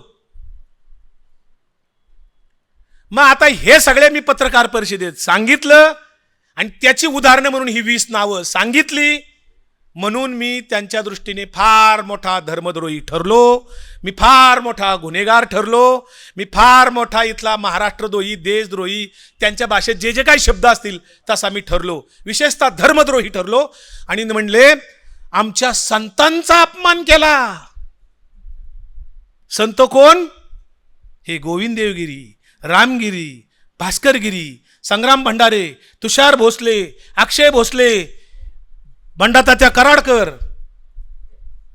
आणि काल लातूरला ज्याला अटक केली, जो 2 महिने फरारी होता, ज्याचं 20 मध्ये नाव जाहीर केलं होतं, किशोर शिवनीकर, जो हिंदू राष्ट्र सेनेचा कार्यकर्ता आहे धनंजय देसाईचा, तो कीर्तन करतो, गायन करतो, त्याच्या वडिलांचा आजोबांचा फड होता, याला नासावला.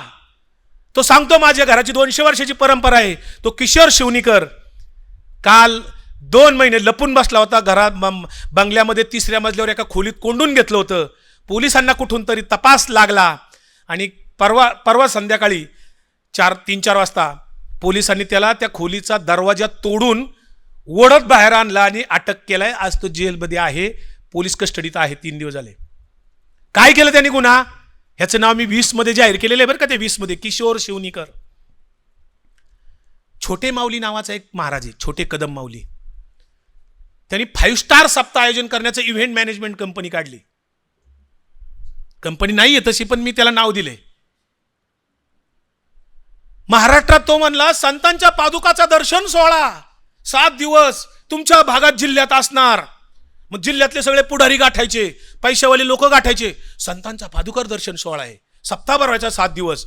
आणि मग ते फार भव्य दिव्य सोहळा. मग ते मोठे मोठे मंडप वगैरे, काय जेवण, काय काय काय काय खर्च त्याला काय येत असेल तो येत असेल तर त्याच्या खर्च लावण्याची यादी वेगळी. आणि त्या छोटे कदम माऊलीने एक खजिनदार त्याचा पाळलाय, सोनवणे नावाचा माणूस आहे. त्यांनी शेवटचा त्यांचा पंढरपूरला ठरला तो. आणि हे सगळं माझं वादंग उठलं. आता त्याचं ते बंद झालंय सध्या, आता कुठं दिसत नाही, एवढ्यात नाही दिसलं मला अजून. शेवटचं मागच्या महिन्यात पंढरपूरला झालं, लोकांनी प्रतिसाद दिला नाही, कारण मी हा सगळा बाजार उठवला होता. पैसे त्यांचे बरेचसे बुडले असतील, काय नुकसान झालं असेल, कदाचित नसेल नुकसान झालं. तर त्या छोटे कदम माऊली, तो किशोर शिवनीकर, लातूर जिल्ह्यातला खंडापूर नावाचं गाव आहे, तिथं तो भरणार होता. आणि ह्या पादुका अक्षरशः बनावट पादुका दर्शन सोहळा. कारण तुकोबांच्या ज्ञानोबांच्या ट्रस्टींना विचारलं मीडियाने, तुमच्या पादुका अशा बाहेर तुम्ही दर्शनाला पाठवता का राज्यात ठिकठिकाणी? तर त्यांनी स्पष्ट सांगितलं आमच्या संतांच्या पादुका एकच आहेत आणि त्या आषाढी वारीशिवाय आम्ही बाहेर काढतच नाही. आणि यांचा चाललाय दणका पादुका दर्शन सोहळा.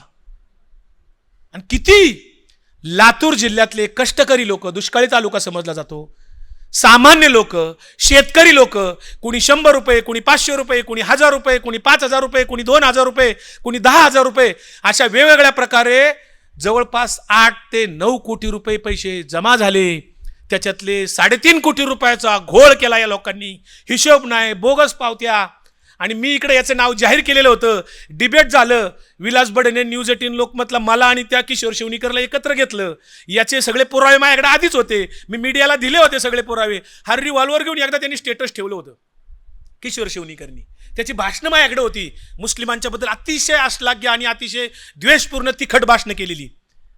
म्हणून मी ह्याला घुसखोर ठरवलेलाच होता. स्टेटस ठेवलेला असा तो पिस्तूलचा तो व्हिडिओ होता एक त्यांनी काढलेला 1-1.5 मिनिटाचा. तो मी पाठवला होता मीडियाला. आणि इकडे लातूरच्या लोकांनी मला संपर्क केला. अहो म्हणले तुम्ही ते महाराज जाहीर केले ना, ते आमची तर असं झालंय, मग जरा आम्हाला मार्गदर्शन करा. मी म्हणलं काय नाही, तुम्हाला ज्यांना कोणाला काय काय वाटतंय पाहिलं एक अर्ज तयार करा वर्गणीदारांनी. तुमच्या ज्या काय पावत्या तुम्हाला ज्या असतील दिलेल्या त्या तशाच्या तशा तिथल्या तुमच्या पोलीस स्टेशनला द्या, जिल्हाधिकाऱ्यांना द्या, धर्मादाय आयुक्तांना द्या, मुख्यमंत्री सगळ्या पातळीवरती अर्ज पाठवा. मला एक कॉपी पाठवा त्याची. त्या लोकांनी मग पुढचे दिवस त्यांच्या काय बैठका, त्यांच्यात गट पडले, नको असं करायला, कोणी काय देवाचं हे जाऊ दे मरू द्या, वेगवेगळ्या प्रकारची लोक. पण एक गट तिथं मात्र चांगला भेटला. त्यांनी 1-2 पत्रकार पण त्याच्यात होते. त्यांनी मात्र मग तो चंग बांधला. लातूर पोलीस स्टेशनला तक्रार दिली. मला सांगितलं तक्रार दिली. मी लगेच तिथल्या SP-लाही फोन केला, पोलीस स्टेशनलाही फोन केला आणि म्हटलं जर हे तुम्ही केलं नाही तर आम्ही तुमच्या तिथे येऊन आंदोलन करणार आणि तुम्ही त्याच्यात सहभागी असा तुमच्यावर आरोप करणार आम्ही. ते PI गडबडलं जरा, ते वरिष्ठाशी बोललं असेल, DSP ते सगळं झालं. बाकीच्यांना मी जरा वेगवेगळ्या नेत्यांना फोन करायला लावले, कलेक्टरला, SP-ना. आणि मग तो गुन्हा दाखल झाला. प्रयत्न करून करून त्या लोकांनी तिथं आंदोलन पण केलं. तिथल्या स्थानिक 400-500 लोक गेली होती पोलीस स्टेशनला, धरलं होतं. आणि तो गुन्हा दाखल झाला. तसा हा फरारी राहिला. 2 महिने तो खोलीत कुंडून घेऊन बसला होता. महाराज जगाला उपदेश करत होता. कीर्तनाचे 25-25 हजार घ्यायचा तो. परवा सापडला, 8 टाकलाय. आता त्याचे समर्थक म्हणतायत तो एकटा नाही, खरा चोर दुसराच अजून. मी म्हटलं त्याला बी आणा. माझं काही म्हणणं नाही. माझा कुणी जावाय नाही, भाऊ नाही असला तरी टाका. सत्य धर्म सांगितला ना संतांनी, नीती धर्म सांगितला ना. सत्य सत्याशी मन केले ग्वाही, मानिले नाही बहुमता. सत्य बोललंच पाहिजे. जो धर्म धर्म धर्म धर्म शब्द आलाय ना, रामायणात आला, गीतेत आला, संत साहित्यात आला. हा धर्म धर्म धर्म म्हणजे कोणता धर्म? हा वैदिक धर्म नव्हता, हा हिंदू धर्म नव्हता, मुस्लिम धर्म नव्हता, ख्रिश्चन धर्म नव्हता, प्रचलित कोणताही धर्म नव्हता. मग तो रामाने सांगितलेला असू द्या, कृष्णाने सांगितलेला असू द्या, संतांनी सांगितलेला धर्म जो होता तो धर्म होता, नीती धर्म होता, तो सत्य धर्म होता. नीती विरुद्ध अनिती अशी ती लढाई होती, सत्य विरुद्ध असत्य अशी ती लढाई होती. नाहीतर कौरव पांडव सख्य चुलत भाऊ होते हो. राम रावण कोण होते? रावण तर दशग्रंथी ब्राह्मण समजला जातो, त्याची पूजाही केली जाते दक्षिण भारतात. मग कोणत्या धर्माचं भांडण होतं तेव्हा? मुस्लिम धर्म तर नव्हता, ख्रिश्चनही नव्हता, कोणता धर्मच नव्हता. हिंदू धर्म तर आता ब्रिटिश काळात 200-400 वर्षात हिंदू धर्म लिहायला लागलो आपण. आधी काय होतं ते कोणालाच नीट सांगता येत नाही, त्याचा इतिहास वेगळाच आहे. त्यामुळे नीती धर्म सत्य धर्म पालन करायचंय आपल्याला. काहीही हो, पण सत्य धर्म सोडायचं नाही, नीती धर्म सोडायचं नाही. हेच महात्मा गांधींनी प्रत्यक्ष अंमलात आणलं हो. सत्याचे प्रयोग करत राहिले आयुष्यभर. त्यांना तो कळला धर्म, म्हणून त्यांना अडचण झाली, म्हणून तर त्यांचे खुनाचे 5-6 प्रयत्न झाले. केला खून. तर वारकरी संप्रदायामध्ये ज्ञानेश्वर महाराजांनी भक्तीचे 4 प्रकार सांगितले. आर्त भक्ती, जिज्ञासू भक्ती, अर्थार्थी भक्ती आणि ज्ञानी भक्ती. आर्त भक्ती म्हणजे दुःख निवारण करण्यासाठी केलेली भक्तीला आर्त भक्ती म्हणतात. जिज्ञासू भक्ती म्हणजे काहीतरी ज्ञान मिळवायचे त्या दृष्टीने केलेली भक्ती जी असते ती जिज्ञासू भक्ती असते. अर्थार्थी भक्ती असते ती सत्ता संपत्ती पैसा मिळवण्यासाठी केलेली जी भक्ती असते. माझा पगार वाढू दे, माझे बुडलेले पैसे मिळू दे, माझी प्रॉपर्टी शेजारची काही निघली मला मिळू दे, अशी जी काही भक्ती केली जाते ती अर्थार्थी भक्ती. आणि शेवटची जी 4थी भक्ती ती ज्ञानी भक्ती आहे, निरीच्छ भक्ती आहे. कुठलीही अपेक्षा नाही, निरपेक्ष भावनेने निरीच्छ केलेली भक्ती जी असते त्याला ज्ञानी भक्ती म्हणतात. ज्ञानेश्वरांनी ज्ञानेश्वरीमध्ये कर्मयोग सांगितला, भक्तियोग सांगितला आणि ज्ञानयोग सांगितला. पण आमचे कीर्तनकार कीर्तनातून ज्ञानयोग सांगतच नाहीत, कर्मयोग फार थोडा सांगतात ते भक्ती मार्गच सांगतात, भक्तियोगच सांगतात. तुकाराम महाराजांचे उपदेशपर अभंग कीर्तनाला घेत नाहीत. भक्तिपर अभंग जे आहेत ते घ्यायचे, म्हणजे आपलं गोड गोड बोलायला सापडतं. उपदेशपर घेतला म्हणजे स्पष्ट बोलावं लागल हो, भूमिका घ्यावं लागल हो. आणि भूमिका घेतली तर तारीख मिळायची नाही कीर्तनाची. विकास लवांडे प्रवचन करतोय, मी पैसे घेत नाही, पण मला तारीख देत नाहीत. तुमच्यासारखं कुणी जर भेटलं गावात, काय तुम्हाला स्थान असलं, जरा विचार करणारे लोक तर बोलवतात, या प्रवचनाला आमच्याकडे, मी जातो. काल वारीत माझं एक प्रवचन झालं. आता वारीला पंढरपूर जाय परत 3-4 दिंड्यामध्ये माझं प्रवचन आहे पुढच्या 8-10-15 दिवसात. बोलवतात मला, मी जिथे बोलवतील तर मी काय पैसे घेत नाही. आणि रोखठोक संतांचे विचार जसेचे तसे सांगायचे पोस्टमनच्या भूमिकेत. आपल्याला काय करायचे मध्ये पाकिट फोडून. जे पाकिट फोडतात ते घुसखोर म्हणायला हरकत नाही. भूमिकाच घेत नाहीत माणसं हो. आता राम मंदिरावर एवढा दरोडा पाडलाय, एकही कथाकार बोलायला तयार नाही. एवढे पैसे घेतात, अरे बोला तरी निदान चोरी झाली एवढं तरी म्हणा, कारवाई करा नका म्हणून निदान चोरी झाली म्हणा तरी. किती किती आणि आपण काय करणार आहोत आणि आपण पुढच्या पिढीला काय देणार आहोत नेमकं. वारकरी संप्रदायामध्ये कुठलाही भेदभाव नाही.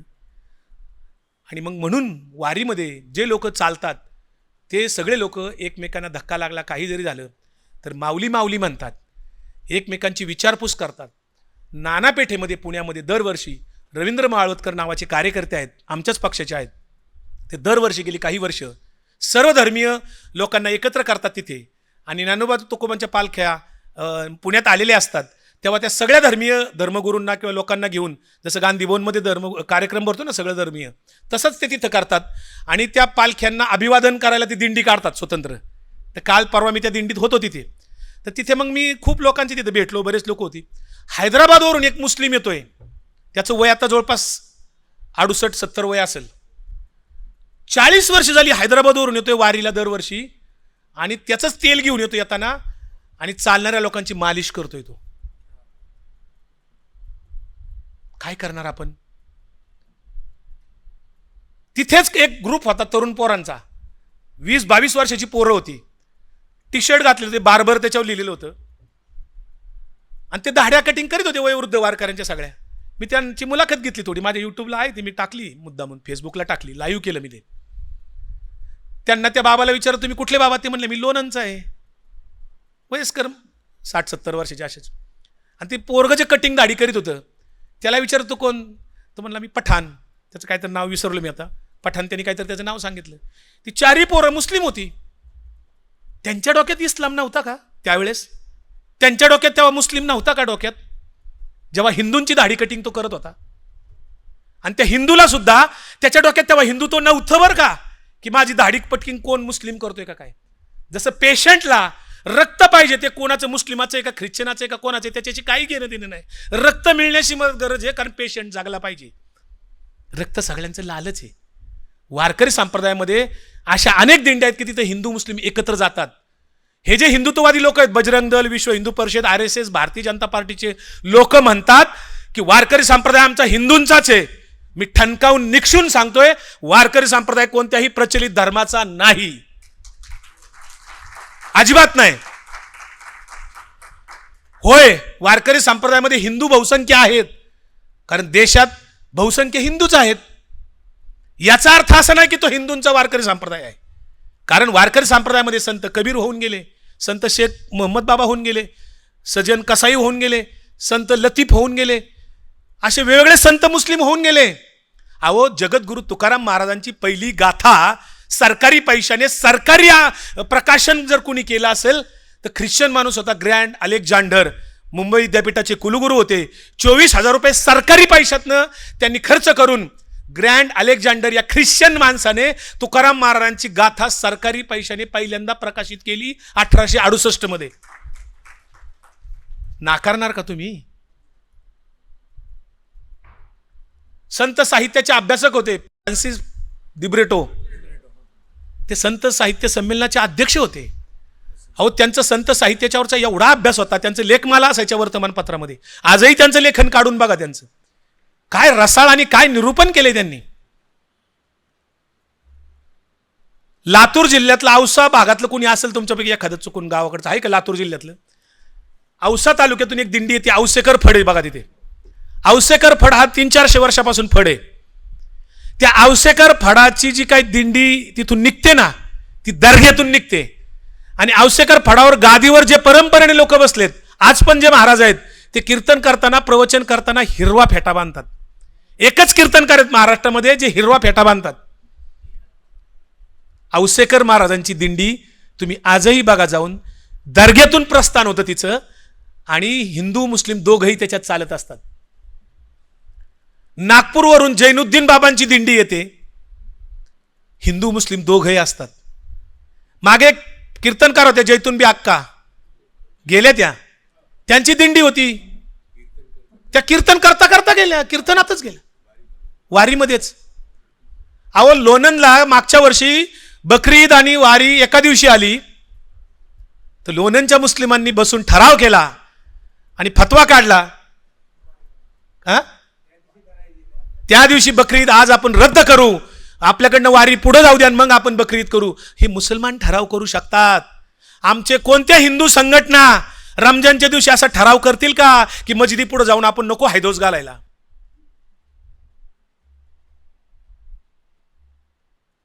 हा फरक आहे. मला परवा एक जण म्हणला, तुम्ही मुस्लिमांचं कशाला टाकताय फेसबुकला? माझ्या खाली कॉमेंट केले, मुस्लिमांनी कटिंग केली, मुस्लिमांनी असं केलं, मुस्लिमांचं कशाला सांगताय? कानूर असायला मोहम्मद आपला पैगंबर शेख आहे ना पुण्यातला कार्यकर्ता, त्यांनी कानूर असायला मस्जिदमध्ये तिथं ते वारकरी संप्रदायाची दिंडी तिथं प्रस्थान, कारण विठ्ठलाचं मंदिर आणि मस्जिद शेजारी शेजारीचे भिंतचे फक्त मध्ये, त्यांचं प्रस्थान त्या मस्जिदमधून होते. आणि हे आव्हान देतात, मस्जिदमधून कीर्तन करून दाखवा बरं, मस्जिदमधून प्रवचन करून दाखवा. अहो शेकडोनी झाल्यात आणि आजही होत्यात.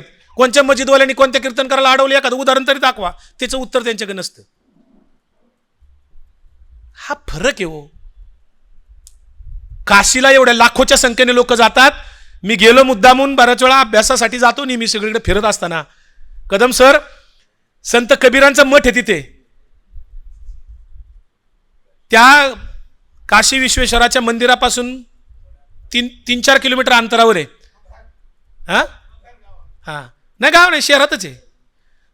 नसती हो गर्दी तिथे, ह्या गर्दीतली 2% सुद्धा गर्दी तिथं नसती हो. काय केलं संत कबीरांनी?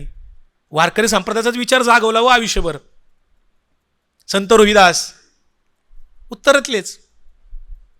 आज आम्ही संत वाटून घेतले, महापुरुष वाटून घेतले. एकही संत शिल्लक नाही, एकही महापुरुष शिल्लक नाही राहिला हो. 2 माणसं शिल्लक आहेत, एक महात्मा गांधी आणि पंडित नेहरू. त्यांना कोणतीच जात म्हणत नाही, ते आमचे आहेत. त्यांची स्वतःची जात पण म्हणत नाही. हे दोघं मात्र दुर्दैवी आहेत. एकही शिल्लक नाही बाकीचे. संत सेना महाराजांचा फोटो तुम्हाला कुठं दिसतो? खरं सांगा, संत सेना महाराज कुठं दिसतात फोटो? नाही. संत गोरोबा काकांचा फोटो कुठं दिसतो? संत सावतावांचा फोटो कुठं दिसतो? काय संत रोहिदास? अहो महाराष्ट्रातल्या गावं जर तुम्ही हिंडायला लागला, संत रोहिदास मित्रमंडळ म्हणलं की आपण ओळखायचं इथं चर्मकार वस्ती आहे. अहिल्याबाई होळकर मित्रमंडळ म्हणलं की आपण समजायचं इथं धनगर वस्ती आहे. छत्रपती तरुण मंडळ म्हणलं की आपण म्हणायचं इथं मराठी दिसतात. गर्दीत ट्रॅफिकला गाड्या लागल्या आणि गाडीवर मागं लिहिलं असेल छत्रपती, तर गाडी कोणाची? गाडीचा मालक कोण? गाडीवर पुढे लिहिलं असेल जय भीम, गाडी कोणाची? जय मल्हार लिहिलं असेल तर गाडी कोणाची? जय भगवान बाबा लिहिलं असेल तर गाडी कोणाची? सगळे वाटून घेतले होते. भगवान बाबा हो संत होते, वारकरी संप्रदायातले हो, ज्ञानेश्वरी निरूपण करायचे. संत भगवान बाबा जातीवादी नव्हते हो. ते बीड जिल्ह्यातल्या लोकांना कुणी सांगायचं? सांगायची सोय आहे का? तिथले जे महंत आहेत, फार ज्ञानेश्वरीचा त्यांचा प्रचंड अभ्यास आहे बरं का. नामदेव शास्त्री, प्रचंड अभ्यास आहे त्यांचा, ज्ञानेश्वरी मुखोद्गत आहे. संत साहित्यावर चांगला अभ्यास आहे त्यांचा. पण मध्यंतरी काय असा प्रसंग उभावला की त्यांची जात जागी झाली एकदा. मग किती निरूपण केलं, किती पाठांतर केलं, किती वाऱ्या केल्या, किती माळा घातल्या, काय उपयोग आहे हो? मग तुमच्यातली जात जर गेली नसेल, कसले वारकरी तुम्ही? धर्म आणि जात मानवनिर्मित आहेत, ईश्वर निर्मित नाहीत. कुणीतरी एका महान व्यक्तीने असं म्हटलेलं आहे की तुकाराम महाराजांचा किंवा संतांचा जो भागवत धर्म आहे, हा वैश्विक बनला असता, जर त्याला राजाश्रय आणि राजसत्तेने त्या पद्धतीने जर साधनं सगळी मिळून दिली असती, तर कदाचित हा वैश्विक धर्म बनला असता, असं एका विद्वानाने कुठेतरी मी वाचलंय ते. त्यामुळे संत साहित्य खूप प्रमाणात येता येतील. वेदाबद्दलची माझ्याकडे वही भरलेली आहे. संतांनी वेदाचं खंडन कुठं कुठं केले. 18 वेळा ज्ञानेश्वरीमध्ये ज्ञानेश्वर महाराजांनी वेदाचं खंडन केलेले आहे. 18 वेळा. मग आपण काय कुणाचं सांगतो? आणि वर्णव्यवस्था नाही असं म्हणू शकत नाही, आजही आहे, ते नाकारता येत नाही. राम कृष्ण हरीचा जो अर्थ काय आहे, राम म्हणजे परमात्मा, आत्म्याला जे त्याला राम म्हटलेलं आहे. रामकृष्ण हरीचा अर्थ, राम म्हणजे अयोध्येचा राम नाही बरं का, दशरथ पुत्र राम नाही. राम म्हणजे परमात्मा, आत्मा, त्याला राम म्हटलेलं आहे. कृष्ण म्हणजे आकर्षित करणारा, आकृष्ट करून घेणारा, दुसऱ्याला आकर्षित करून जो घेतो तो कृष्ण. आणि हरी म्हणजे कोण? तो जो ऐक्यरूप आहे, ऐक्यरूप परमात्मा, म्हणजे सगळ्यांना समान सारखं समजतोय, तो हरी आहे. तो निर्गुण निराकार आहे. संतांनी सगुणाकडून निर्गुणाकडे जायला सांगितलं. सगुण भक्ती करता करता तुम्ही निर्गुणाकडे पोहोचा. हरी निर्गुण आहे. हरी कोण आहे नेमका माहितच नाही बरं का कुणालाच. राम माहिती आहे, कृष्ण माहिती आहे, पण हरी कोण? हरी निर्गुण आहे. त्यामुळे सगुण म्हणू की निर्गुण रे, असा एक अभंग आहे. देह देवाचे मंदिर, आत्मा परमेश्वर, असाही अभंग आहे. माऊली म्हणतात, कोणाचे घर कोणाचा हा देह, आत्मा राम त्याचा तोची जाणे. आत्म्याला राम म्हटले, तरी आम्ही अयोध्येच्याच रामाची चर्चा चालली इथे. महात्मा गांधींचं मी नेहमी सांगत असतो, त्यांना प्रार्थनेच्या वेळेस, प्रश्नाच्या वेळेस, तुम्हाला माहिती असेल बऱ्यापैकी, त्यांना विचारलं तुम्ही कोणत्या रामाचं नाव घेता? दशरथपुत्र रामाचं नाव घेता का? तर गांधीजी मिश्किलपणे हसून स्माईल देऊन म्हणाले, मी दशरथपुत्र रामाचं नाव घेत नाही. प्रश्नकर्त्यांनी पुन्हा विचारलं, मग कोणत्या रामाचं नाव घेता? तर ते म्हणले, दशरथ राजाने ज्या कारणामुळे स्वतःच्या मुलाचं नाव राम ठेवलं, त्या रामाचं मी नाव घेतोय. मग तो राम कोणता? तर आत्माराम, परमात्मा. अध्यात्म सगळ्या धर्मात सेम आहे बरं का. अध्यात्म बदलत नाही धर्म बदलला तरी. ख्रिश्चन घ्या, ईसाई घ्या, शीख घ्या, मुस्लिम घ्या, हिंदू घ्या, वैदिक घ्या, कोणताही धर्म जगातला घ्या, अध्यात्म सेम आहे. अध्यात्म म्हणजे काय? आत्म्याची ओळख जो करून घेतो, ज्याच्या अंगी दया, क्षमा, शांती हे गुण आहेत, जो मानवतेच्या भावनेने दुसऱ्याकडे पाहतो, तो आध्यात्मिक माणूस असतो. सगळ्या धर्मात हेच सांगितलंय. अध्यात्म बदलतच नाही, धर्माची नावं बदलली तरी. आणि परमार्थ म्हणजे तरी काय? परम अर्थ. शब्द फोड केली की परम, ज्याच्यात अर्थ आहे काहीतरी. परमार्थिक माणूस होण्याचा अधिकार कोणाला आहे? विनोबा भावेंनी पण सांगितलेलं आहे आणि बाळासाहेब भारद्यांच्या पण संतवाणीमध्ये मी ती वाचलेलं आहे. परमार्थिक होण्याचा अधिकार कोणाला आहे?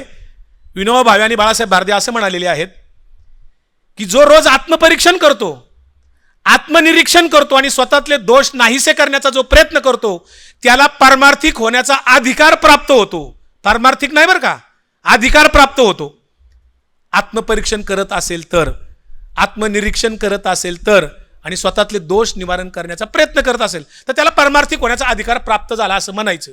भले गळ्यात माळा असू नाही तर नसू, शाकाहारी असू नाही तर मांसाहारी असू, कुणी काय खावेन कुणी काय करावे आज त्याचा वैयक्तिक प्रश्न आहे.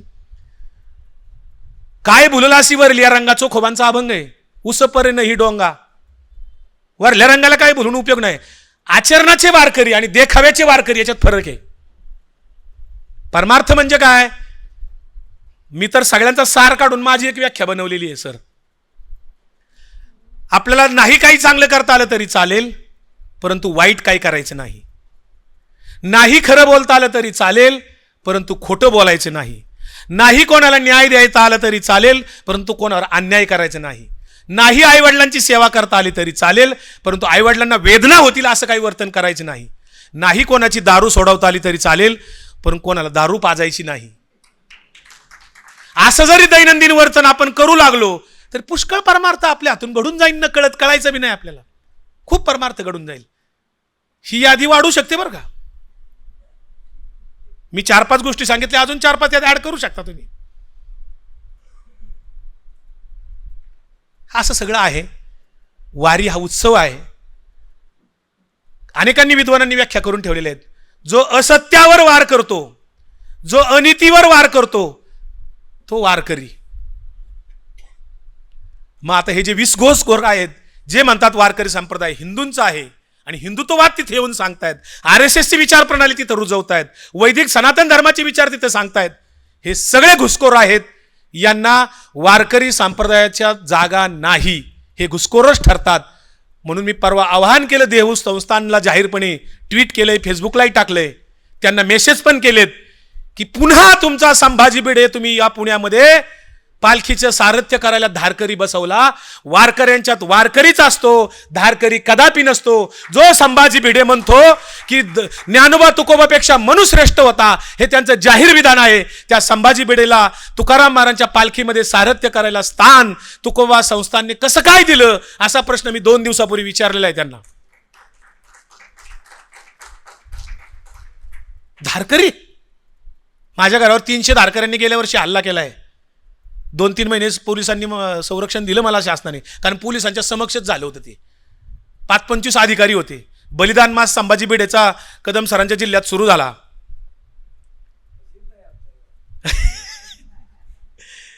त्या संभाजी भिडेचा बलिदान मास म्हणजे काय माहिती का? 40 दिवस आपली पोरं बहुजन समाजातली तर बलिदान मास दुखवटा पाळतात, सुतक धरतात. कोणी टक्कल करते, कोणी चप्पलच घालत नाही, कोणी काय करते, कोणी काय करते. आणि शिवाजी महाराज संभाजी महाराजांच्या पुतळ्याजवळ किंवा फोटो लावून संभाजी भिडेने काहीतरी असे मंत्र तर काहीतरी तयार केले आणि ते म्हणायचे तिथे येऊन. तर माझ्या गावात, माझ्या घराजवळच 100 मीटर अंतरावर घरापासून मीच पुतळा 91 साली बसवलेला आहे. तर माझ्या पुतळ्याचे तिथे, माझ्या संस्था आम्ही तिथे त्याची देखभाल करतो सगळी. आणि ती बारकी बारकी पोरं 17-18 वर्षाची, 15 वर्षाची आली ती संभाजी भिडेचे एक जण त्याच्यात, आणि ते लागले म्हणायला. मी बनियन आणि माझ्या बरमुडावरच होतो, तसाच गेलो घरातून, काय चाललंय स्पीकरवर, म्हणलं रे काय चाललंय नवीनच. तर त्याचा त्यांनी व्हिडिओ शूटिंग केली माझे, मी त्यांना विरोध करताना. तो व्हायरल केला बघा, व्हिडिओ आहे सोशल मीडियात. तो त्याच्यावर वर काही लिहितात, ते आपस वाटतात. बघा विकास लवांडे संभाजी महाराजांना विरोध करतोय. आम्ही संभाजी महाराजांना विरोध काय, संभाजी भिडेला विरोध करतोय. संभाजी भिडेचं म्हणलं कशाला वाचता येते? संभाजी महाराजांचं बुद्धभूषण ग्रंथ वाचा, शिवाजी महाराजांचं काही, शिवाजी महाराजांचं वाचा, संतांचं वाचा. संभाजी भिडेचं इथं वाचायचा काय संबंध आहे? मग ते म्लेंछ वगैरे, मारुनी मारावे वगैरे असे काय काय ते मंत्र फार जहरी येते. तर ते सगळं असं आहे. खूप गोष्टी सांगता येतील, असं मी अजून संध्याकाळपर्यंत बोलत राहील. पण मी तर सोलपेराम द्यावा का? किती झाले ना वेळ? प्रश्न उत्तर घेऊयात. मी सोलपेराम देतो, आणि कारण हे सोलपेराम देण्यासारखं फुलस्टॉप देताच येत नाही. धन्यवाद. रामकृष्ण हरी.